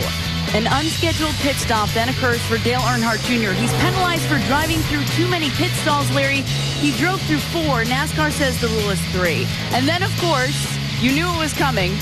Well, what you're going to see, Kyle Larson in the 42 car, he was bumping Daniel Suarez in the 18 car, and they did it as they came off turn 4 on the straightaway. Suarez gets in the outside wall, cuts back across. Regan Smith does a complete rollover. Fortunately, he climbed out of that thing in great shape. Regan Smith won this race here at Daytona a year ago. Unfortunately, a tough wreck for him. And then, Larry, what happens on the backstretch here? Well, the red flag comes out, and Mike Wallace in that yellow 26 car, I don't know what he was doing, but he runs over Austin Dillon in the 33, and Austin Dillon, he had to snake his way through the wreck on the front straightaway. And some heavy damage from that big one. 11 cars total were collected. Again, Daniel Suarez coming down, collecting Regan Smith. 11 cars. That's a lot. Yeah, I mean, especially considering, as I said, we ran 80 laps caution-free, but I promise you the total will not be 11 when this race is over. It will be greater than that. No, right now NASCAR is saying 27 laps to go, and Ryan Reed is showing in the lead. Well, and that's a great thing. I mean, this is an opportunity. When you race at Daytona, it doesn't matter if it's the Xfinity Series or the Sprint Cup Series. We sometimes get that big surprise, someone that we've really not talked a lot about throughout the race. Boys, very busy in the booth. Let's send it back upstairs and Adam. Yeah, Danielle, 27 laps to go under the red flag. It's been dicey all day long. So for a driver here under red, what's your mindset and how do you get ready for the stretch run? Well, you know it's going to be intense. Just like Larry McReynolds said, there's going to be more action. What I loved was that Chase Elliott and Regan Smith thought when they got that track position, their day was made. They both just got in a crash. A guy that slid through his pit, messed up that pit stop. Eric Jones is up to the 3rd spot. So there's still a lot of twists and turns in this plot. And we're eliminating some of those front runners, the favorites, if you will, that came into today's race. It's all setting up for what Kevin wanted, an underdog to get the checkered flag. That's what I love about this super speedway stuff is you can let all these young guys shine. You can have the experience to come with it, but you never know what's going to happen. And I promise you, like Larry said, it's probably not the last caution because the pushing and shoving is going to continue. Isn't it so much more fun up here watching all this stuff than being out there in the middle of it? I can't believe how much fun I have actually had today. This has been great. Remember when the laps were clicking off? We went like 80 caution-free, and this was going to be a record race as far as speed. Maybe not so much. What'd the man say? Tick, tock, tick. It's going to get intense, and it has. And it could get worse. The red flag is out at Daytona. We can continue after a break. Our coverage of Budweiser Speed Weeks continues tonight with a bash of the beach as NASCAR drivers welcome fans to a pre-race party celebrating the 2015 season on the sands of Daytona Beach. Then tomorrow, it's the 57th running of the Great American Race. Our coverage on Fox begins noon Eastern time and at 10:30, a very special edition of Race Day right here on Fox Sports 1. Gorgeous Saturday evening in Central Florida. Let's hear from a man who led laps today and won this race a year ago but is out, Regan Smith. Jamie? And Regan Smith, his wife is at home, due with their first child at any moment. First time you've ever flipped over in a race car. What exactly happened, Regan? And I'm glad to see that you're okay. Yeah, I'm fine, and hopefully we didn't send Megan into labor or anything like that. That was not my intentions today. We had a fast car. Hellman Chevy was doing everything I wanted it to do, and on that restart we got down in front of Chase and just couldn't go as good with him behind me as I was going with other guys earlier, so couldn't quite get the shoves and the pushes at the right time that I needed, and fell back just a little bit there, and the inside line started coming back, and I saw the 18 wrecking, and then wrecking again, and then wrecking a third time, and there's really nowhere I can go coming off the corner. I'm down as low as I can get right there, and he saved it, and right here I'm in trouble. So unfortunate. I don't know if he got help from behind or whatever, but I do know that he was 2 laps down, and in that situation, you're really not going to get up there and get a lucky dog or anything, so it probably would have been cool to hang out in the back of the pack and maybe let us stay up there and race the way that we were racing, but we'll see. I'll talk to him and see what the deal was, and we'll go on to Atlanta and fight hard there, and we had a fast car, and we're going to have fast cars there, and got a little hole to dig out of now. It was a solid race up till then. Of note, tomorrow you're going to be in the Daytona 500 racing in replacement of Kurt Busch. Did you take anything out of this race that maybe could help you for tomorrow? Because you only got 1 practice in that car. Keep all 4 tires on the ground. It's funny. I got our safety stuff and the way how far this stuff's come from a safety standpoint. It's we're pretty fortunate because it really, whether it's flipping or hitting the wall, we've minimized the impact for the drivers, and that's a good thing. So we're gonna try and keep all 4 on the ground tomorrow. That's a car that's capable of winning, just like the car I had today was capable of winning, and we'll work hard tomorrow and get those guys the best finish that they can get, and see where it lands us at the end of the day. Glad to see Regan Smith still has that sense of humor, and Megan, he's okay, guys. That is good to see that he's okay, because it was a hard hit here on the front straightaway, and now perhaps we can dial up his teammate. Hey, Chase Elliott, it's Michael and Kevin, Adam Alexander up in the Fox Sports 1 booth. You okay to chat, bud? Yep, go ahead. Well, how hard was the hit? How bad's the car? Can you hang in there? I honestly really don't know. It wasn't that hard of a hit, but it was hard enough to tear it up pretty good. So I don't really know what's wrong. It's hard for me to see from right here. So hopefully we don't have any radiator issues. I think will be the first thing that would be a good sign. So if it's just body stuff, hopefully we can just try to get a piece of nose back together on it, and we'll see. A big break pitting before the caution comes out. You got your track position, but it just didn't look like you and Regan could run strong on the front. Was that your view? Yeah, definitely. I don't really know why. I felt like I was trying to push him as hard as I could without getting in trouble there for pairing up. So I probably could have been a little bit more aggressive, but those guys on the outside had a pretty good run on us. So not exactly sure why that was, but nonetheless ended up falling back and got us in trouble. So we'll see what we can do to try to fix it. Well, I have some experience. I know those Napa Know-How boys have got a heck of a toolbox. I bet you they can get that car tuned up for you. I sure hope so. We'll see. So we'll get her around here when it goes back under yellow and see what's wrong with it. All right, buddy, hang in there. Thanks.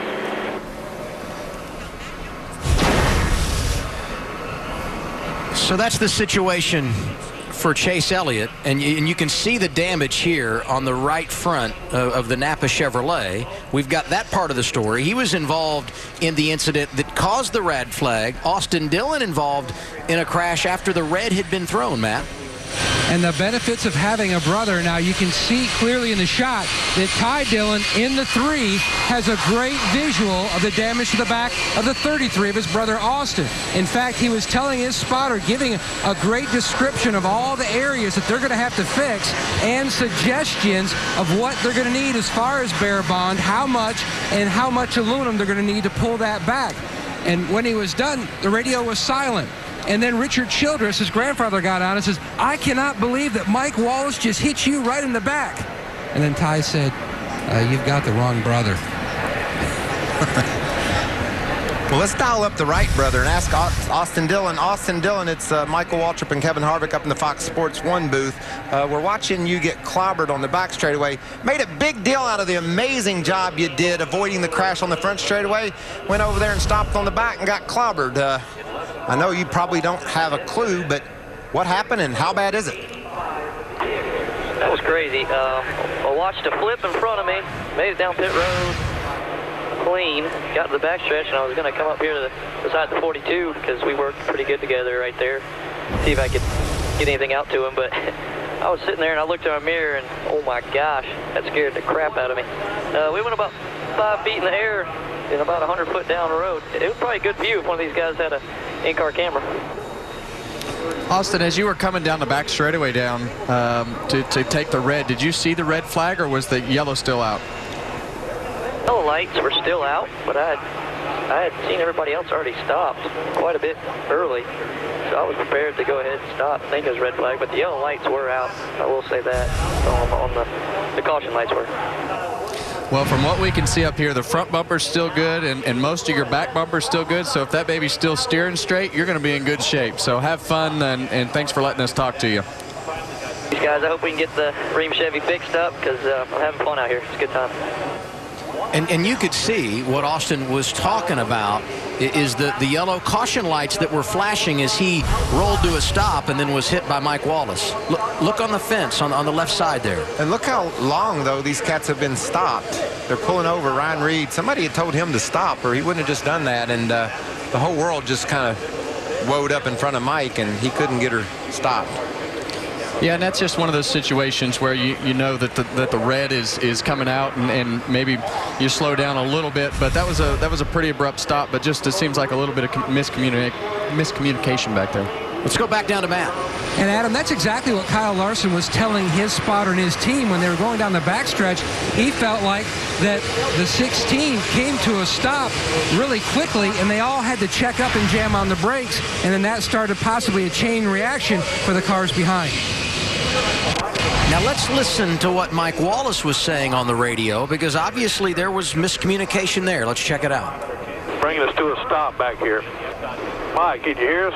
He's coming to us here. I don't think he hears anything. Right now, let's figure out what's wrong with his radio, okay? That clears up part of the story. Yeah, and that's definitely a bad time for the radio to not be working. Who knows how long the radio hasn't been working? So that's you rely on the spotters so much as you run around these racetracks to tell you what's going on, and as you go through the race, the spotter talks more than anybody on the radio. So spotter's a big deal, and if you can't hear, that's a big problem. Kyle Busch right now is scored in the 18th position. What kind of problems are they having as a result of all this, Vince? Well, they weren't directly involved in the accident, but they were one to suffer something from it. Chris Gale's the crew chief. What happened with Kyle? Yeah, I think Kyle just got in a position where he'd kind of fallen back, trapped on that bottom line, moved back. I think it's good driver's intuition that kept us out of the wreck. And he just flat spotted the tires trying to avoid it. So it's no big deal. When it opens up here, we'll come in, put tires on it, be ready to go again.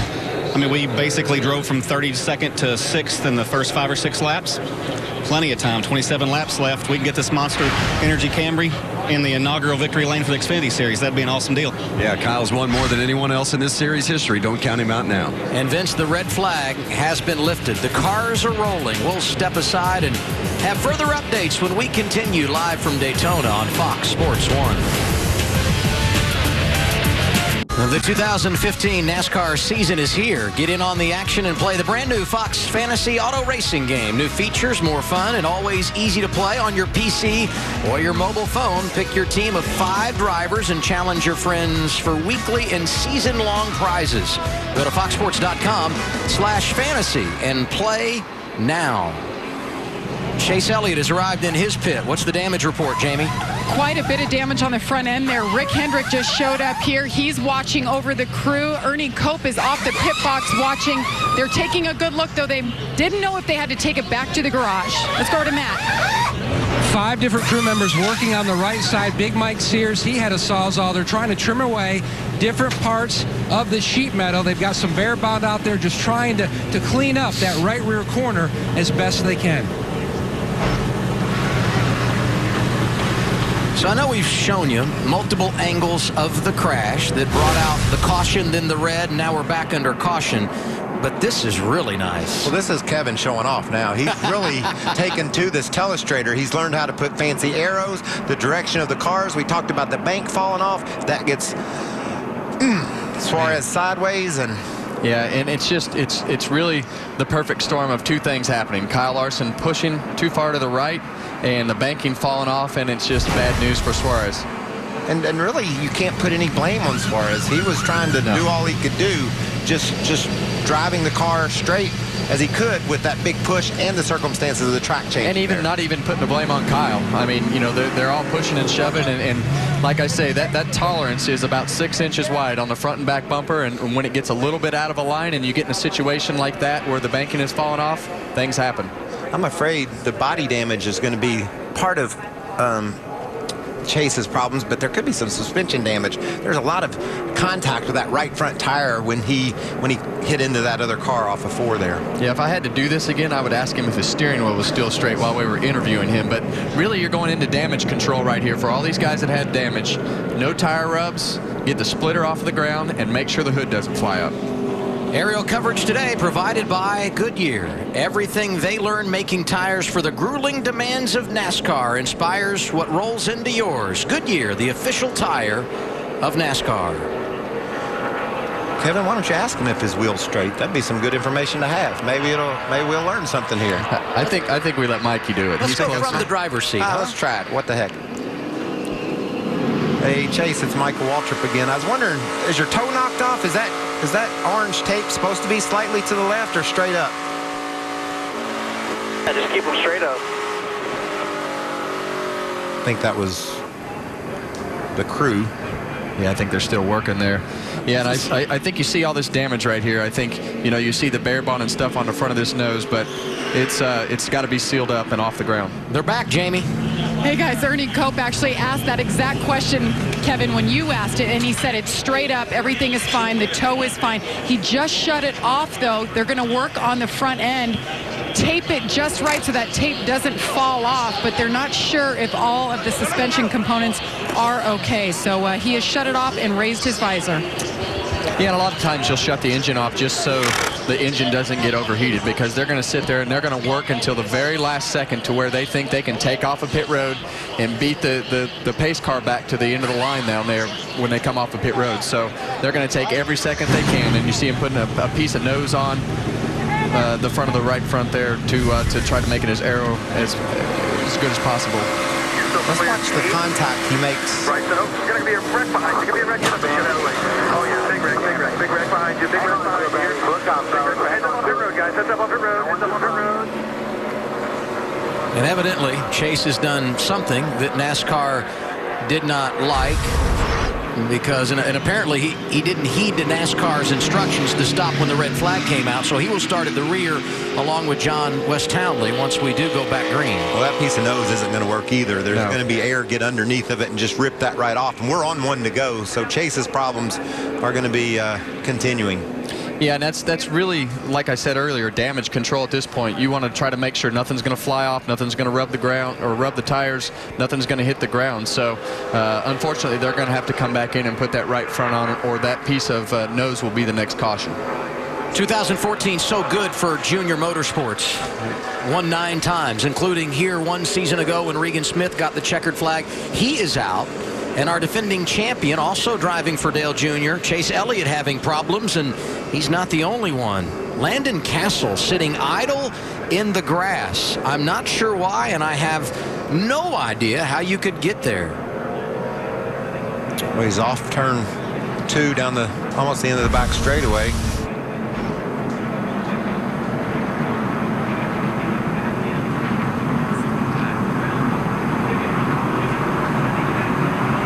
I mean, it seems like something's wrong with the steering. Had to break. Like it just.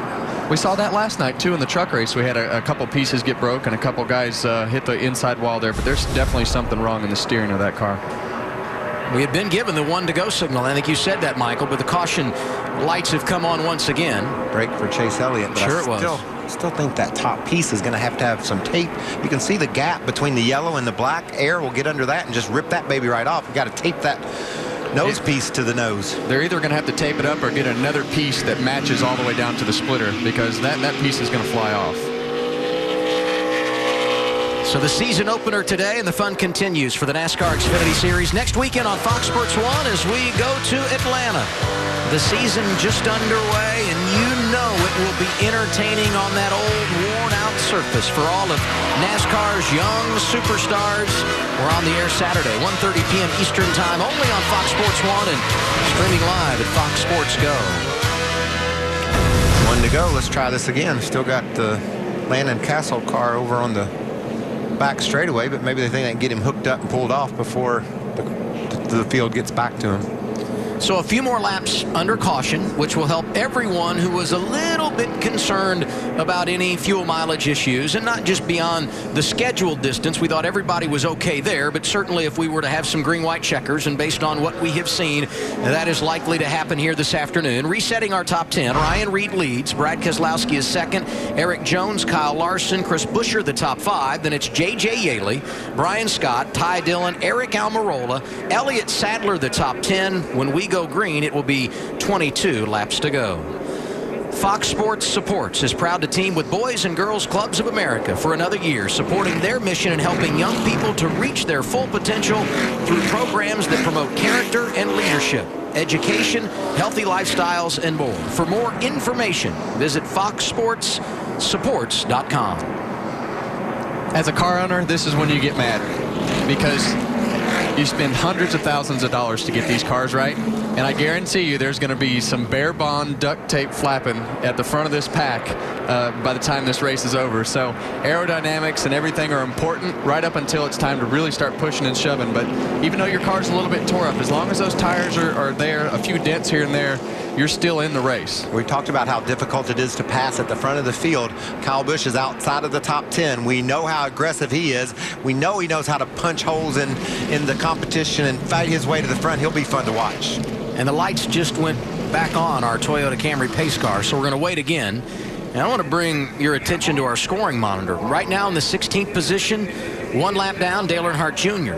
But most importantly, he's the first car in that category. Should we get another caution, Junior gets the free pass back on the lead lap, and that's all we need for a little late race drama out of that 88. I tell you, the other thing that is really exciting is you have Ryan Reed leading the race. You have Chris Buescher, Eric Jones, J.J. Yaley. I mean, I hate to keep harping on this underdog story, but I'm excited for those guys. Well, and guys like Ross Chastain and Dakota Armstrong still on that lead lap, too, with chances to fight up toward the front. There goes the tape we were looking for, Kevin, to try to seal that new. I don't think that's going to hold. I don't either.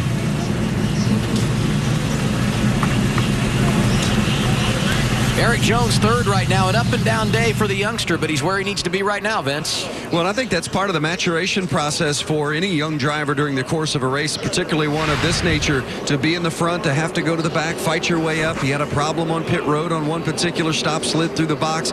But he told me before the race, I just want to run all the laps and be in position at the end. And as I mentioned earlier, he believed he could win. To say, I think I can win this race, saying it humbly, but that's the confidence he has and this team has in him. He's only going to run 17 races this season, but he is a driver that, as we said earlier, is a can't-miss prospect. At least that's the reputation he has in the garage area.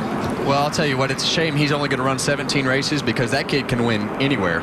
Whether it's a super speedway, short track, he's just like Chase Elliott. He's a special one. Yeah, and when they don't come along that often. We saw Chase Elliott do things last year we haven't seen in a while, and to have the same thing with Eric Jones. The move he made on the last lap last night for a shot to win in the Truck Series was fun, and now he's in a position to win Xfinity. And I wouldn't be surprised if he gets the checkered flag here today. Wouldn't surprise me a bit. A lot of great storylines inside the top 10. 21 laps to go when we go back green. Reed, Keselowski, Jones, Larson, Buescher. Some of the names maybe you aren't familiar with, but you will become very familiar with them because the NASCAR Xfinity Series is where the future stars of NASCAR are born. And one of those young kids could put their name on a winning trophy at Daytona here today. Green flag waving once again at the World Center of Racing.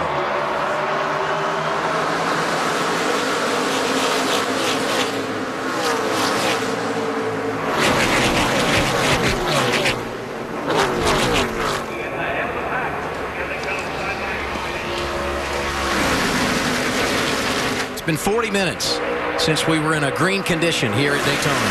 And my heart hadn't slowed down during any of those minutes because I'm just anticipating what's ahead. There's plenty of cars left here to have another major pileup, and these guys will just get more and more aggressive as the laps wind down.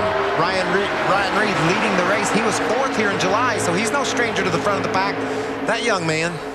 Only laps he had led in his career prior to today. 29 laps at Talladega last spring. He likes this plate racing.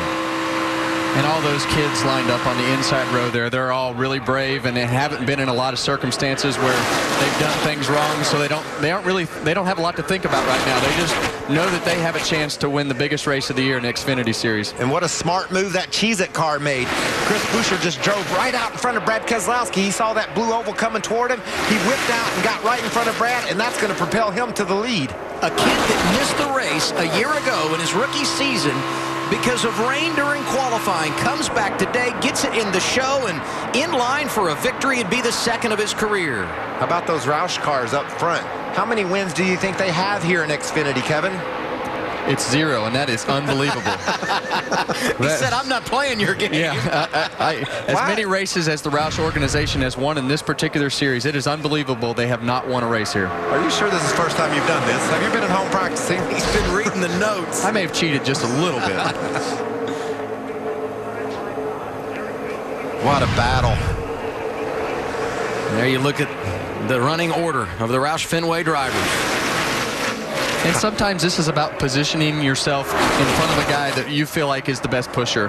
Brad Keselowski is a great pusher. He obviously wants to win the race, but sometimes there's nowhere to go. So Chris is in a great spot right now. Obviously, Eric Jones is beyond his years in the way that he races, and puts Ryan Reed in a great spot too. So it'll be interesting to see how this plays out. And you got to trust the guy behind you to give you the push, but not spin you around, and also not get locked to you. Because if NASCAR deems you're being pushed, if your cars are locked together, not only does the guy pushing get black flagged, the guy he's pushing gets black flagged. So it just takes a lot of teamwork, a lot of trust up near the front of this pack. Yeah, we saw debris flying there. Huge piece of debris. So some bear bond off of Chase Elliott's car on board with that Napa Chevrolet. We knew that wasn't going to work. It's just too much turbulence. He's in the back of that pack. Car's running nearly 200 miles an hour. It's going to rip tape off for sure, and it's going to take also his nose piece. We see that going away here, and the caution's flying because of the debris. We called that one. Yes, sir. Third caution of the day.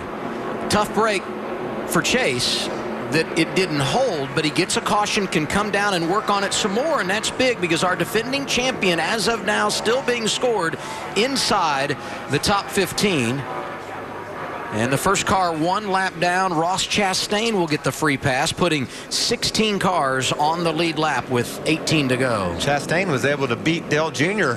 out for that free pass. So good driving there by Ross Chastain, getting that 4 car back on the lead lap. I knew Dale Jr. didn't get the free pass because we didn't hear a roar from the crowd here at Daytona. We're going to have to see that Napa Auto Parts team for Dale Jr.'s bunch there on Chase Elliott. Maybe put a whole nose up there on the front. They put a half, it ripped right off. I think maybe a whole section of the nose over there, they could get that to stay. it almost might be better. It seems like everything is attached over there. It almost might be better to just seal the fender up right there and just take your lumps with the dents and hope that you get out of here with all the wheels still rolling and you're on the lead lap and just take what you can get, because right now the fender has a big gap, but that dent in the nose is not that bad, and they sealed the splitter up, so it might just be better to just leave it alone and seal the fender up.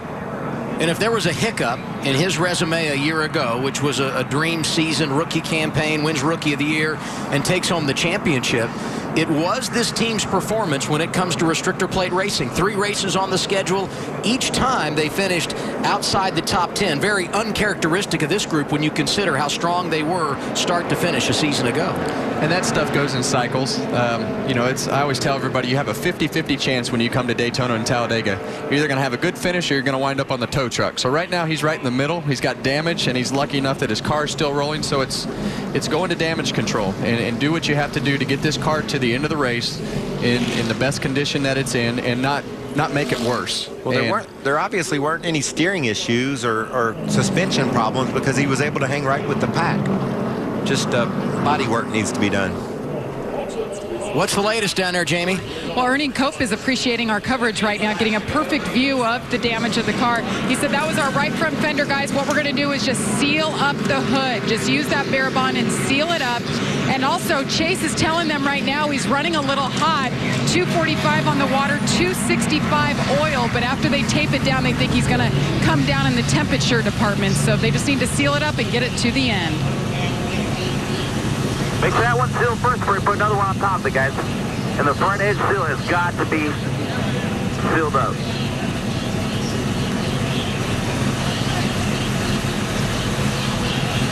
So they continue to work on the machine of our defending champion, Chase Elliott. Going to be less than 15 laps to go here at Daytona when the green flag goes in the air once again. Good to have you with us late on a Saturday afternoon at the World Center of Racing with Michael Waltrip and Kevin Harvick. I'm Adam Alexander.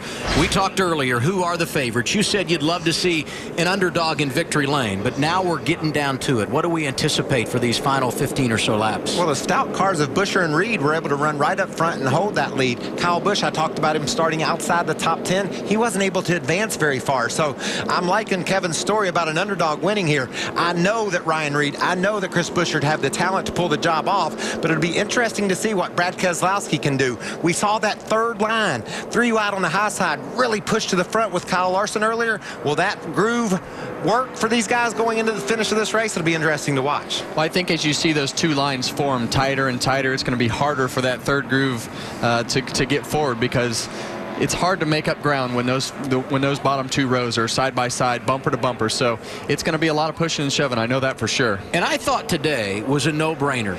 You need to be down low, protect the yellow line to win this thing. But we have seen on a number of occasions that outside lane gets a run.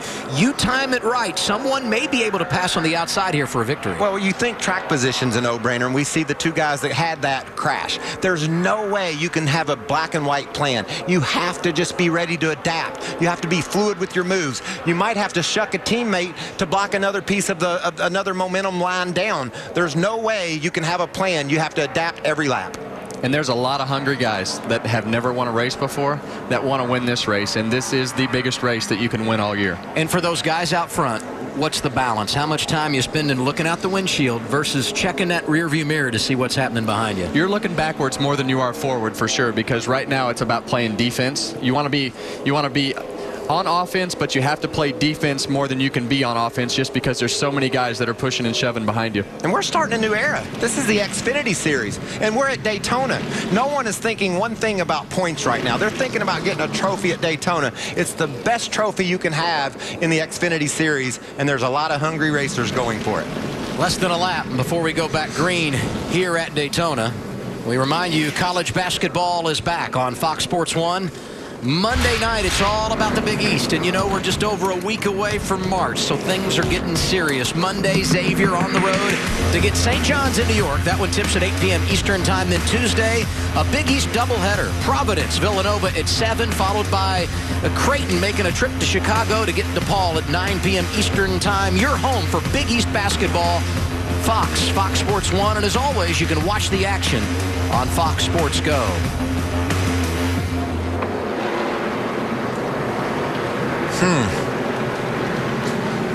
Front row on the restart. Brad Keselowski, Chris Buescher. Behind them, Kyle Larson, Ryan Reed, J.J. Yaley, Eric Jones, Brian Scott, Eric Almirola, Ty Dillon, Elliott Sadler, the top 10. Elliott Sadler proved to have a really stout car early in the going. Can he get hooked up with Ty Dillon, Kyle Busch? They're all back there 9th, 10th, and 11th. See if they can make a move up toward the front. We saw the damage for Austin Dillon. He's recovered to 13th. You know he's going to help his brother. And the one thing every driver in the top 10 has in common, not a one of them has ever experienced victory here at Daytona in the NASCAR Xfinity Series. Could change today. 14 laps to go as we go green again.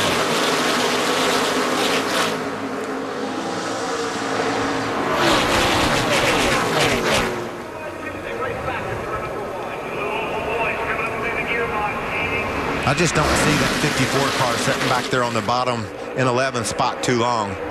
Yeah, he's just in a tough spot there. It's like we talked earlier. You get stuck on the bottom on these restarts, and that top lane gets pinned to you, and you really can't make a move. So they're pushing and shoving really hard right now, so there's going to be a lot of stuff moving around. Who's going to be the brave one that makes the first move? And you saw right up there in that lead draft, Austin Dillon got that damage on the red flag, but he's a player late. Yeah, and that's just like we were talking about. You have bare bond, no fenders, and when they get to pushing and shoving like this, it just, it overcomes a lot of things. A little help from Ryan Reed. Brad Keselowski led that lap. 13 to go at Daytona. Dale Jr. with a peek to the third lane, decided better of it. There you see Brendan Gaughan trying to whip up there. They get 4 or 5 cars on that high side, guys. I think they can really make a move. We saw it earlier in the race. You get a stout car like Dale Jr. leading the pack up on that third line, we could get something going up there. And Dale Jr. is fighting for the lucky dog. You know, he's got to do everything he can do to try to get this lap back and get back in this race. So he's trying to be the first car a lap down. The guy that whipped up there last time was 2 down and drove all the way to the front. Unfortunately, crashed off turn 4, but Daniel Suarez took Kyle Larson, and they charged to the front on that third lane. And with only 16 cars on the lead lap, and if we had a caution, there'd be 17. Still anybody's game if you can find your way onto that lead lap with 10 or so laps to go. Here they come. You could see Bubba Wallace. He decided to give it a whirl up there.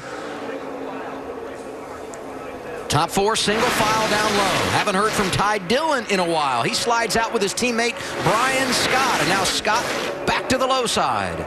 All just that fast. We're talking about Kyle Busch stuck back in 11th. How about racing into the top 5 here with just over 10 laps to go? 23 lead changes today. We had 23 total in the 2 Xfinity races here in 2014. It's been a good day. You see that bottom lane just has the numbers of cars right now. They just literally have more cars that are tighter together and forming a faster line, and you have Brad out there leading the way, and you got a guy in second, and Ryan Reed that wants to do everything he can to be a good dance partner. But those guys on the top are starting to get formed up. Kyle Larson has proven to be a fast car, able to push.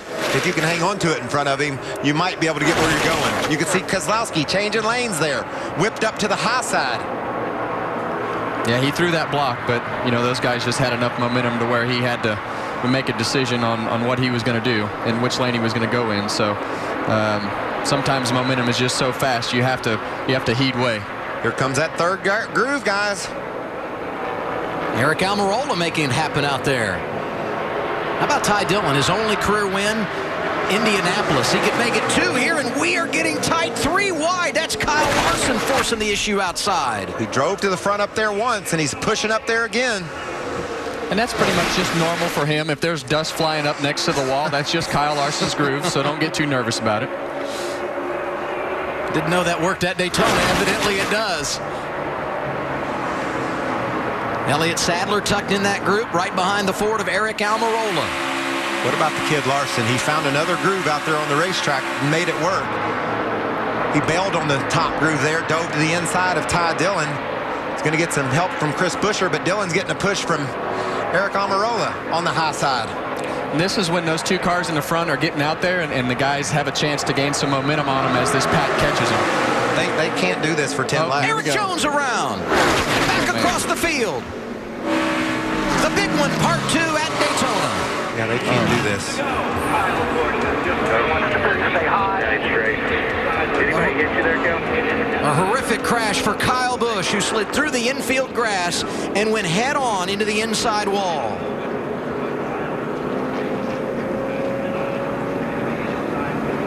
And he is climbing from that car, and that is an unbelievable sight.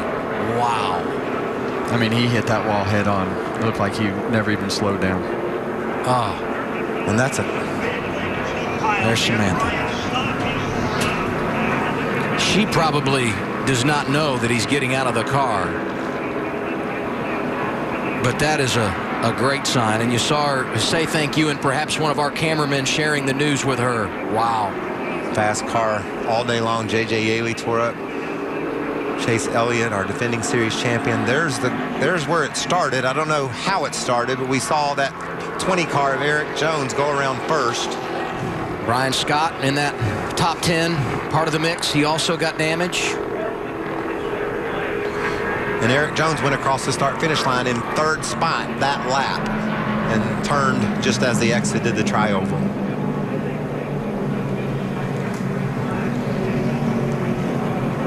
I just looked up late and caught a glimpse of Kyle sliding through the grass, and you see Kyle here being tended to by medical officials. And he is alert and obviously talking, and that's a great sign.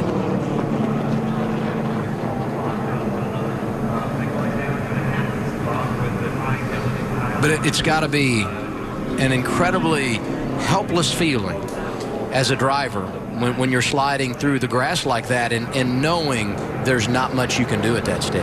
Well, and for us, we've been lucky as competitors to see this sport evolve with the safety. And when you hit one of those concrete walls and you've been hitting these safer barriers, you have no idea the difference in what it feels like. And when you hit them head on like that, it is a violent impact.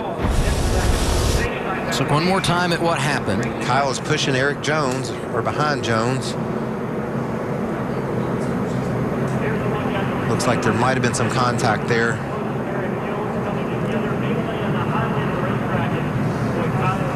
There you see Kyle, top of your screen.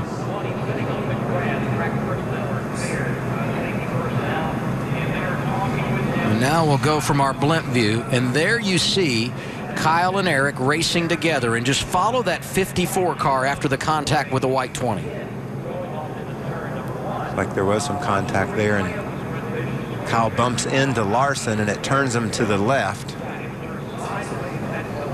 Elliott Sadler hit there by Brendan Gaughan. And there's the 54. You saw the impact.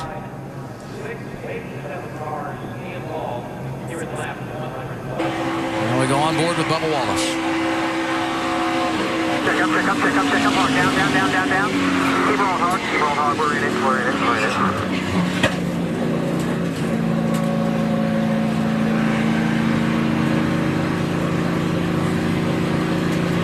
Chase Elliott already beat up from an earlier accident. Had a front row seat as well. 9 to go. 20 gonna go in the middle. Be a big wreck behind you. Big wreck behind you. Big wreck behind you. Big wreck behind you. Big wreck behind you. Big wreck behind you. Big wreck behind you. Caution. We're fine. I think looked like he thought he had it cleared just from the side. Come on, keep coming low. They're coming down. One coming down. Keep it back high. Out on the track clear. Track is clear. Keep coming there. Track is clear. Saw the 14 of Kel Conley just tried to avoid the crash, and when he turned left, hit Chase Elliott. Dale Jr. working his way through. Half up now. One back high with you. 3 top. Keep coming top. Keep coming. You're clear. Back it down. What about that? Never lifted. Into the wall. Never let off the gas. He and Ty Dillon slide right through. Great job by Eric Amarola. You can see both of them into the wall, but they were able to slip through. As was Austin Dillon. What a great move by Austin to miss the crash. And lost in all of this, you saw Dale Jr., how he laid back, didn't get involved, didn't get any damage. He's the first car 1 lap down. He's going to get the free pass, be back on the lead lap, and there will only be a handful of cars on the lead lap when we go back green. Yeah, and that whole wreck started just because, the cars are light in the tri-oval. Kyle was pushing the 20 car doing what he tried to do to advance forward. And you see that 20 car just get a little bit loose, and Kyle was still right there on his bumper. And when he started swerving around, that car just shot that car out of control. You've said it several times today, both of you. Explain what it means when the car is light. Well, that car is light right there as Kyle's pushing him. So Eric's trying to just let it have its head and go as straight as possible through the tri-oval. And then they become not centered anymore. And as Eric starts to come back down the racetrack to try to get back in line, it just spins the car out. Yeah, that is a huge hit for that 54 car, and you know, it looks like that something broke, but nothing broke. What happens there is these cars just get light, and when they take off like that, they just start sliding, and you're out of control going straight sideways. And Kyle, he was trying to save it as long as he could. He was just barely going sideways. He was trying to save it, and then he noticed, it was obvious he couldn't get it saved, and they've stabilized or tried to that right leg. And we'll continue to follow the story with Kyle Busch, injured in a crash here at Daytona.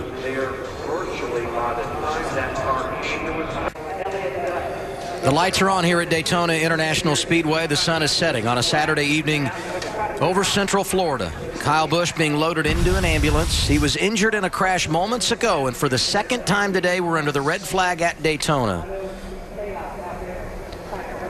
Over 190 miles an hour as they come through the tri-oval, and just gets loose after the contact. Was trying to save it. Wheels cut to the right. Wouldn't ever come around for him. An estimated 90 miles per hour when he went head on into that concrete wall where there is no safer barrier here at Daytona International Speedway. And we've seen videos of crashes where guys hit the wall at 30 miles an hour, and the violent impact that it is inside of a race car. And to triple that, and to imagine what Kyle must have been feeling and seeing as he slid toward that wall, that's just that's a helpless feeling headed down as you spin like that, and there's just nothing slowing the car down, because it's not sideways, it's just sideways enough to be where you can't control it, and it's just straight on into the wall right there. Tough hit. So they pull Kyle Busch's car away, and we give you a reset. We told you under a red flag for the second time today. Ironically, both of those incidents coming with 11 cars involved. They haul away the 14 of Cale Connolly, one of the drivers running for Rookie of the Year. And it's really hard to reset the running order here under red, and it really doesn't make sense to do so. And this is kind of the point that you made, Michael. So many of the drivers right now being shown in the top 10 are drivers that have got significant damage, and while they'll likely be able to continue, may not be competitive. Well, we've seen the Fords of Brad Keselowski, Ryan Reed, and Chris Buescher be real players late in the going. And now Kyle Larson has pushed up into the front with Ty Dillon. Those are some players. But then after that, listen to these names. David Starr, Eric Almirola. Then you got Ross Chastain inside of the top 10. Just outside of the top 10, Dakota Armstrong is racing along, or was. So if these guys were able to slip through that wreck, man, it would be a big day for them, but it's hard to tell who has damage and who doesn't right now. And I think about the teams when you mention those names. David Starr, longtime driver in the Camping World Truck Series where he has 4 victories, signed a 3-year contract with TriStar to run with Zachary as a sponsor. He's inside the top 10, and Ross Chastain running full-time for JD Motorsports. Not only underdog drivers, but underdog teams, and perhaps in position to shock the world today here in the season opener. You can see there's Armstrong. He made it through okay. We saw some damage with Eric Almirola as he squeezed through in the crash, so he can continue. A gorgeous night here in Daytona as we sit under the red one more time, Danielle. Yeah, Adam, some tense moments there under red flag conditions now inside the Hollywood Hotel alongside Larry McReynolds. Larry, Kyle Busch took a violent crash. We saw him on the gurney. Seems like hopefully he will be okay. Well, we hope so, but I heard Kevin and Michael talking during commercial break. We're 15 years into this safety project. We should not be racing at a single racetrack without safer barrier inside and outside walls. I've said it, and somebody can take me to task, but there's no excuse for it. Let's take you back and show you the 2 big accidents that have occurred here at Daytona International Speedway this afternoon. Our race recap. We start with the first big one. It occurs with 28 laps to go.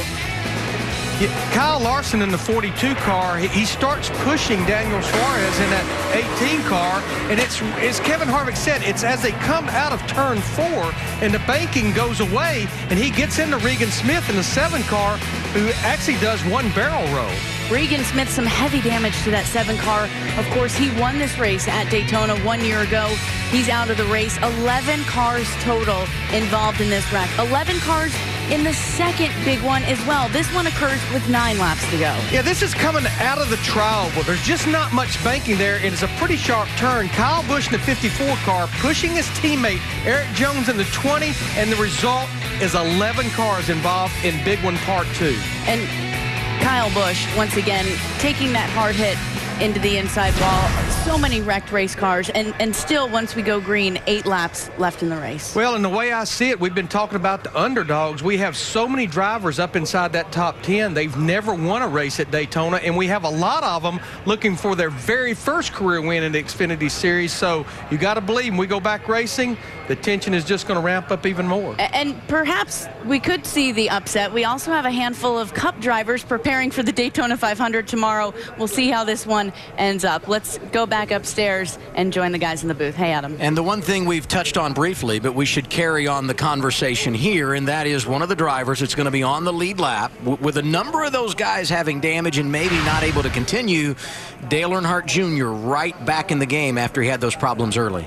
Well, I think that's big, you know, because there's not very many cars that don't have damage. I don't think his car has damage, and I think he'll be a contender before this race is over. And Kyle Larson has proven he knows how to push his way to the front. So maybe those Chevys can race to the front and do something with the Fords that are up there right now. Chase Elliott, our defending champion, has never had a DNF in Xfinity Series competition. He's with Jamie right now. Definitely not something we're accustomed to seeing, as you out of the race early, involved in not 1 but 2 accidents. What did you see there? I have no idea. I would assume somebody was just trying to give one of those guys a push up ahead, and I think it kind of got him squirrely, about like it was on the first one. Just I haven't even seen a replay, so this is news to me. But yeah, I saw him start to check up there, start slowing down. I guess somebody got hooked from that way, and there he comes. So yeah, just I hate it. Everybody worked hard. Napa guys were on it. I'm getting the thing back fixed. I mean, it was fine after that first wreck, which I was really, really surprised. So they did a good job getting it put back together. So I hate it, but we'll get ready for Atlanta. That was just a product of racing for the win with 10 laps to go, less than 10 laps to go at that point. Yeah, just a product of this racing. It's very tight. You're trying to push, and you're not allowed to lock bumpers. So what that happens is guys just keep pounding on each other's bumpers, and all it takes is just to be a little bit too far left. And when that happens, your car is going to get squirrely, and when it starts doing that, it's just so hard to get back. So I can see why it happened. I hate it did. I hate seeing cars tore up, but like I said, we'll try to give them in Atlanta. Thanks, Chase. Let's go over to Matt. And Austin Dillon brings his Chevrolet to a stop. He's got cosmetic damage to that right front, just right around the headlight area. It is pushed in. They're looking at that, pulling some of that body work out. This will be a 4-tire change as well for Dillon. So Austin Dillon comes down to repair damage. You see Eric Almirola, another one of the drivers in that lead pack that got some damages in. The 4-car of Ross Chastain made a pit stop. So did the 01 of Landon Castle. The field back under caution now, so they've come across the start-finish line. Brad Keselowski scored as the race leader. Ryan Reed is second. Then it's Kyle Larson, Ty Dillon, and it would be Eric Almirola, but he passed the start-finish line on pit road, so he will be cycled back. Let's hear from Vince. Well, it's got the makings of a special weekend for Brad Keselowski. You know, he's never won a race of any sort here at Daytona. Last night, his truck team went to victory lane. Tonight, of course, he's sitting in the catbird seat with only a handful of laps left in this race. And Keselowski went to his crew chief, Greg Irwin, just a few moments ago and said, hey, imagine this. We're sitting here in the front with only a few laps to go. One thing that I will add, too, remember this race started in a bright daylight, and Brad made the comment to his crew chief that now, because he had been wearing that sunglass visor, if you will, the visor that shades his eyes, now we're at dusk starting to turn to night, and the vision is a little more difficult for him. I don't know, guys in the booth, if you can relate to that, but certainly something Brad wanted Greg Irwin to make note of for if this race started at this time next year. So we're under caution with 7 laps to go. Budweiser Speed Week's coming to a close on Fox Sports 1, but tomorrow it's the big one, the Great American Race on Fox. Been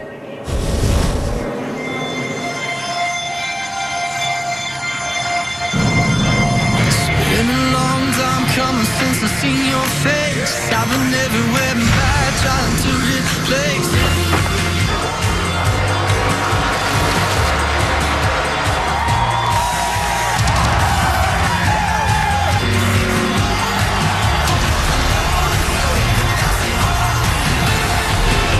Our coverage noon Eastern time tomorrow in the Hollywood Hotel with Chris Myers and the crew.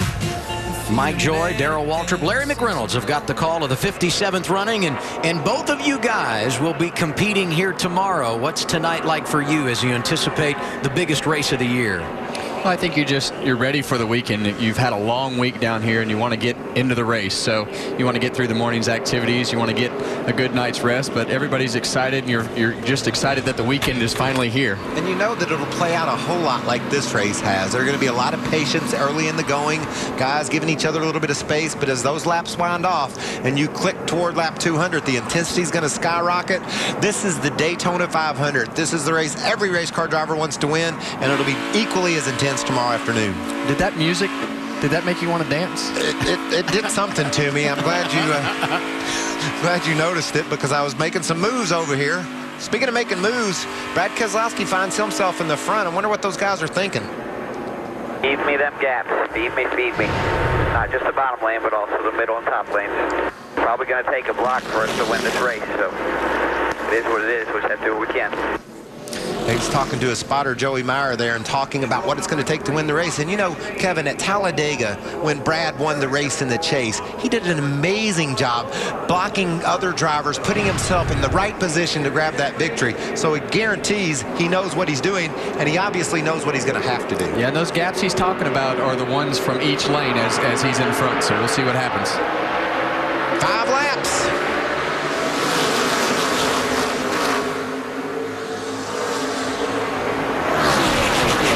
To go at Daytona.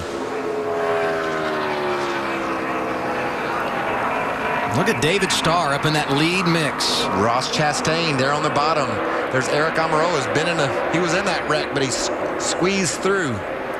And as the field gets smaller like this, things happen slower, and it takes longer for them to make a move. So there Brad goes trying to make a block, and here comes that inside lane. So he had to make a decision, and the inside had the momentum. Kyle Larson takes over the lead. Chris Buescher helping him. That's Ty Dillon by himself in that outside lane. That car of 42 of Larson's has been really strong. We watched him make that move up the outside to grab the lead, and now he's going to try to block, but he's going to get hung in the middle.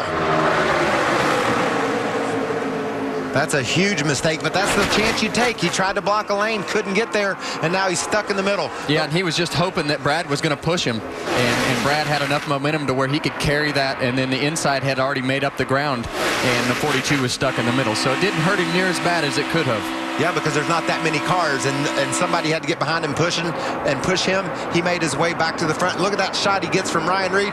David Starr up the middle to help Brad Keselowski. How spectacular would it be if David Starr won this thing? They are 3 wide for the 3rd position, and side by side for the lead, Kyle Larson to the outside of Brad Keselowski. Did you say that you'd like to see an underdog win this race, Mr. Harvick? I think you might have a shot at getting your wish. This is a great battle to the checkered. Coming back to 3 to go. That lap, it was Brad Keselowski by a nose.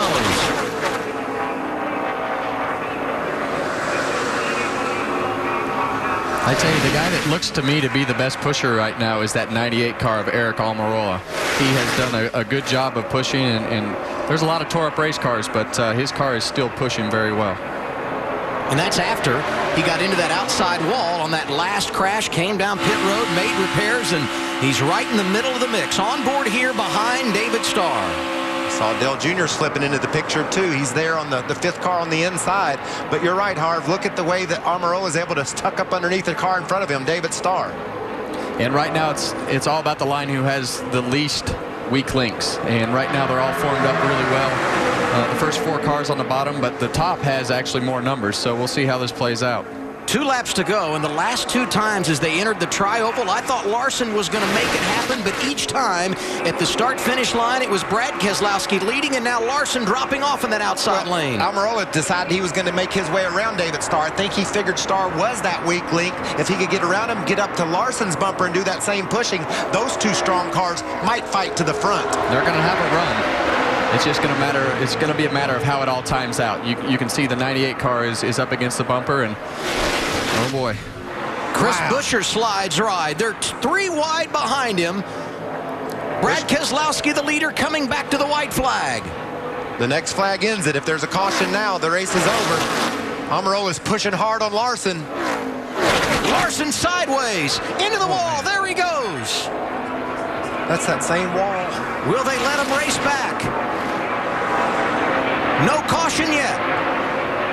Sparks for Eric Almirola. He's got a flat tire, I'm afraid. Brad is way out there. If any of these guys get a good run, Brad is in trouble here. The track is clear, and they're going to race back to the checkered flag. We talked about And here comes Ryan Reed to the inside. Team Penske, Jack Roush, they've never won here in the Xfinity Series. 1, 2, 3. They're all forward to the front. It might be too soon. Reed trying to block his teammate, Chris Buescher. Here's the checkered flag. Ryan Reed wins it at Daytona. What a finish.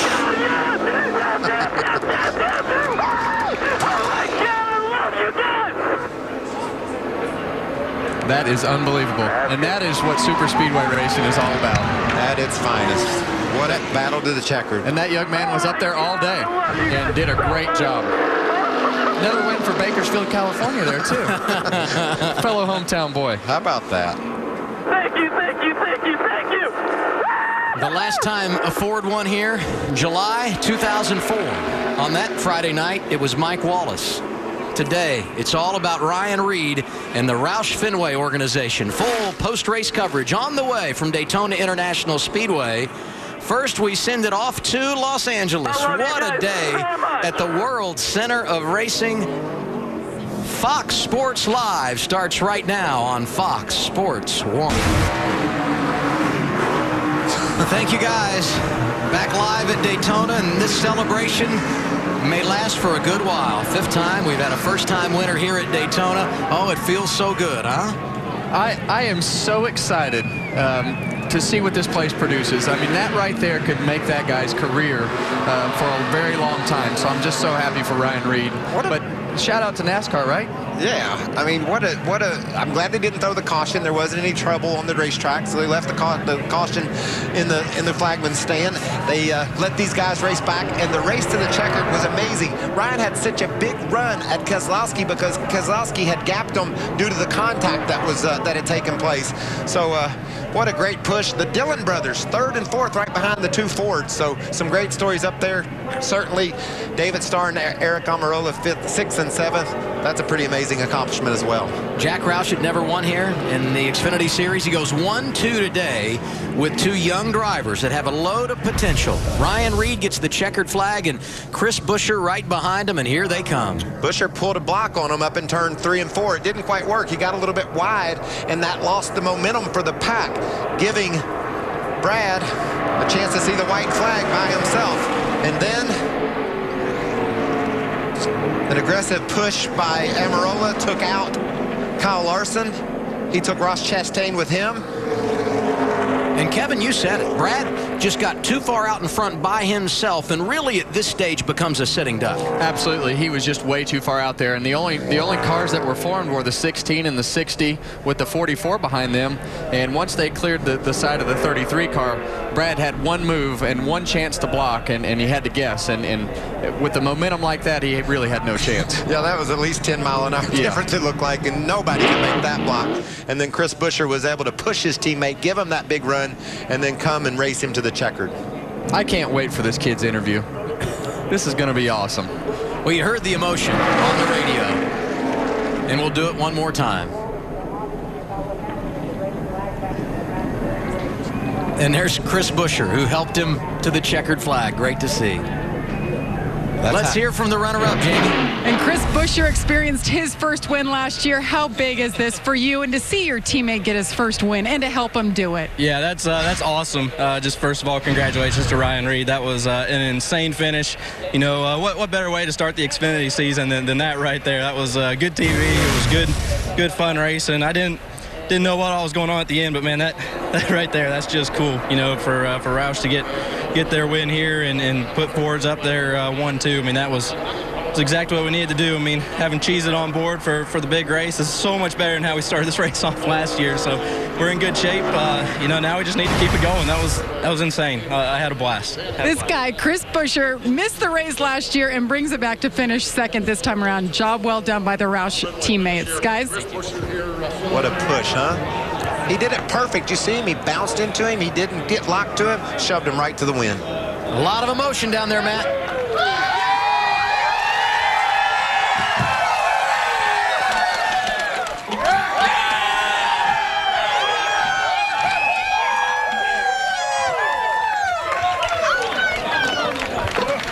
A smart day behind the wheel ends in a special night in Victory Lane.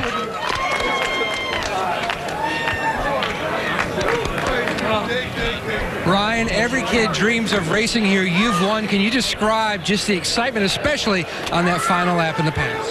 I mean, 4 years ago, I was diagnosed with type 1 diabetes. Told I would never drive a race car again. And now I'm standing in Victory Lane at Daytona with Roush Fenway, and I just can't thank Lilly Diabetes and American Diabetes Association, everyone who supports Drive to Stop Diabetes enough. Oh my God, we won Daytona! You've overcome so many huge odds to get here. This one really has to hit home for not only you, for your family as well. Yeah, I mean, not only to me and my family, but every kid who gets diagnosed with diabetes or anything that says you can't do something, and just go out there and overcome it and do it and win and do the best you can. This is unreal. This hasn't even soaked in yet. What were you think when you saw the cars shuffling in front of you, especially Keselowski, and then he was out there all by himself? Well, we got shuffled back there with about 3 to go, and I was like, all right, our race is done. It's just salvage. And when that wreck broke out on the last lap, Keselowski was left out on an island, and we got a massive run, and we set him up perfect. I can't thank Brad enough, though. He worked with me all race long, and I learned a lot from him throughout the race. So just all my 4 teammates, they worked with me so much. And just like I said, everyone who's believed in me, Roush Fenway, Lilly, just everyone. This is amazing. Congratulations on your special night. How fun is that? That's pretty awesome. You know, when I was 14, I used to race against his dad, Mark, in Bakersfield, California. And I used to sweep the floors at his race shop, and he would pay me during the summertime, and he would pay me by trading me baseball cards for pay. And to see how hard they've worked to put this program together and have it all come together like this is pretty amazing. And 2014 didn't go as they had hoped. He didn't have the success that he wanted. To see them come out of the gates like this and now have laid this foundation, what a start to 2015, and not bad for the Dillon brothers either, Jamie. And Ty Dillon brings it home third, his best finish here. What's your impressions of what you just saw? Kind of crazy, but what a finish. It was wild for sure, but our Bass Pro Chevy was a rocket. We went from last to first in, I think, 8 laps. So I'm proud of my guys. It's just a little bit of a taste of what we're going to bring to the track every weekend, and we're fully focused on winning that championship. It's so cool Xfinity comes on board and we were able to put them, they committed to our sport for 10 years, and we put on a heck of a show with a bunch of young guns. So proud of everybody. That was really cool for Ryan Reed. I got to thank Wesco and Yingling Light Locker for sticking on board for me this year, and we got our minds fully set on running like this every weekend, having the fastest race car and win that championship. Ty Dillon making his debut in the Daytona 500 tomorrow. Third, and Austin was fourth. Pretty fun there at the finish. What's going through your mind there as everybody's going left and right? I'm glad they let us race back. That was definitely fun. It looked like an old race because the caution never flew and we could race back. So I just want to thank the guys at Ream Chevy. They fixed a really damaged race car, and we were still fast. So made it to the front and the back a few times, made the right moves at the end. Andy Houston did a good job up top of the hill. And just got to thank Ream, Coca-Cola, everybody that helps us out. It's been fun. I thought I had a running mate there at the end with my brother behind me. He split me. He wanted to pass us, I guess. But that was fun. I thought we might have had a shot. The 16 had a good run, but we could have probably got to 60. Fun finish. Austin Dillon finishes fourth. And Vince, I'm not sure that you would classify Ryan Reed as an underdog. Probably wasn't in the top 10 of drivers that you would have said would win today. But the fact that he's from Bakersfield, California means our new guest in the booth has got to be feeling good about how the day went. Well, I love it. And this was an exciting race. Obviously, there were some big crashes and a lot of things going on. But you just have that feeling every time that you come to Daytona that anybody can win. And it's not that those guys couldn't win, but they hadn't won before. So to see the way that it all played out today and have that young man win is great for our sport. Yeah, my heart goes out to Kyle Busch. That was a terrible crash. I hope he's okay and can race tomorrow. But I tell you, the intensity of the checker flag, run to the checker flag at Daytona, it never disappoints. It's so dramatic. There's so much that goes into winning a race, and to win at our biggest racetrack during the biggest weekend of the year, I know how happy Ryan Reed must be. I felt that before, and I just want to commend that young man for doing a great job. He pulled it off late in the race. And I know this, points don't matter when you're talking about Daytona, but even better for Ryan Reed when he gets to Atlanta, he will be the championship leader. Now let's get the latest on Kyle Busch, who was involved in that hard crash. Back down to Jamie. Well, Adam, I was back at the Infield Care Center, and you see the video here of Kyle. Right leg pain is the issue. They took him through with an ambulance straight to Halifax Medical Center, bypassed the Infield Care Center. His wife, Samantha, his sponsors, his friends, his team all went directly to the hospital. As soon as we have an update this evening, we will get it to you in regards to tomorrow's running of the Daytona 500 and what will happen with the 18 car and Kyle Busch from here on out. Guys? No question, it was a scary time for Kyle Busch and everyone watching the race today, the participants, but the good news is he was awake and alert. Danielle? Yeah, Adam, our thoughts are certainly with Kyle Busch and his entire family. Fox Sports 1 will continue to keep you updated on his condition, and if, like Jamie said, if he can run in the Daytona 500 tomorrow. We just showed you that scoring pylon, the 16 of Ryan Reed. Wow, dreams do come true here in Daytona. Congratulations to the 21-year-old. Yeah, and Adam said it. It was a bit of a dismal 2014 for Ryan Reed. He only had one top 5 finish, and that was here in the July race, but now he is a winner at Daytona. His first career win and a 1-2 finish for Roush, and a good day overall for Ford. Let's send it down to Vince. He's with 5th place, Brad Keselowski. The white flag was flying, and Brad Keselowski had the lead, even a sizable advantage down the backstretch, and then they caught you. What's going through your mind when you see him getting larger in the rearview mirror? Well, you know, something happened to the 98 car exiting turn 2, and it just pulled a huge gap on the field, and I couldn't react fast enough to that to try to stay with the field, and I drove away from him, and it just kind of rubber banded back on us, and the 16 and the 60 got a great run with some really smart drafting and flung by us. So that was just the way the cards were dealt. But you know, we've come to Daytona the last 4 or 5 years and led a bunch of laps, been leading towards the end and not been able to finish it out. And today's the same. Yeah, frustrating finish. 5th place for Brad Keselowski. Yeah, Vince, but Brad Keselowski still has a shot to wind up in victory lane here in Daytona. Taking a look at the results, you have to point out here 6 of the guys finishing in the top 10, Larry, are Cup guys running in the Great American Race tomorrow. Well, yeah, you see the 2 Dillon brothers. They'll be there. Brad Keselowski, Eric Almirola, Kyle Larson. But the rules are very different, so not sure you can transfer anything to tomorrow's Daytona 500. It was a tough day for others. 2 big crashes in this one. Yeah, Elliott Sadler, his first outing at Roush Fenway Racing this year in 2015. He was one of those drivers caught up in one of those big crashes. Larry, looking at the leaderboard here, and we talk about the Cup guys doing double duty, what do you take away from the racing? What kind of racing can we expect to see tomorrow? Well, I think we'll see more of the same. I think we'll see these guys race hard. They'll be calm, and then somebody will come in there and say, you know what, there's only 25 laps to go, and the tension will ramp up just like it did tonight. Chris Buescher should get a really big hug from his teammate, Ryan Reed, tonight. Don't forget tomorrow, Fox has you covered with coverage of the 57th running of the Great American Race. But the party already starting here in Victory Lane. Congratulations once again to your Daytona winner, Ryan Reed. Let's send it out to Los Angeles now and join Jay and Dan. Fox Sports 1 has you covered all throughout Budweiser Speed Week. So keep it right here. Our boys out on the West Coast, Jay and Dan, let's send it out to you guys. Take it away.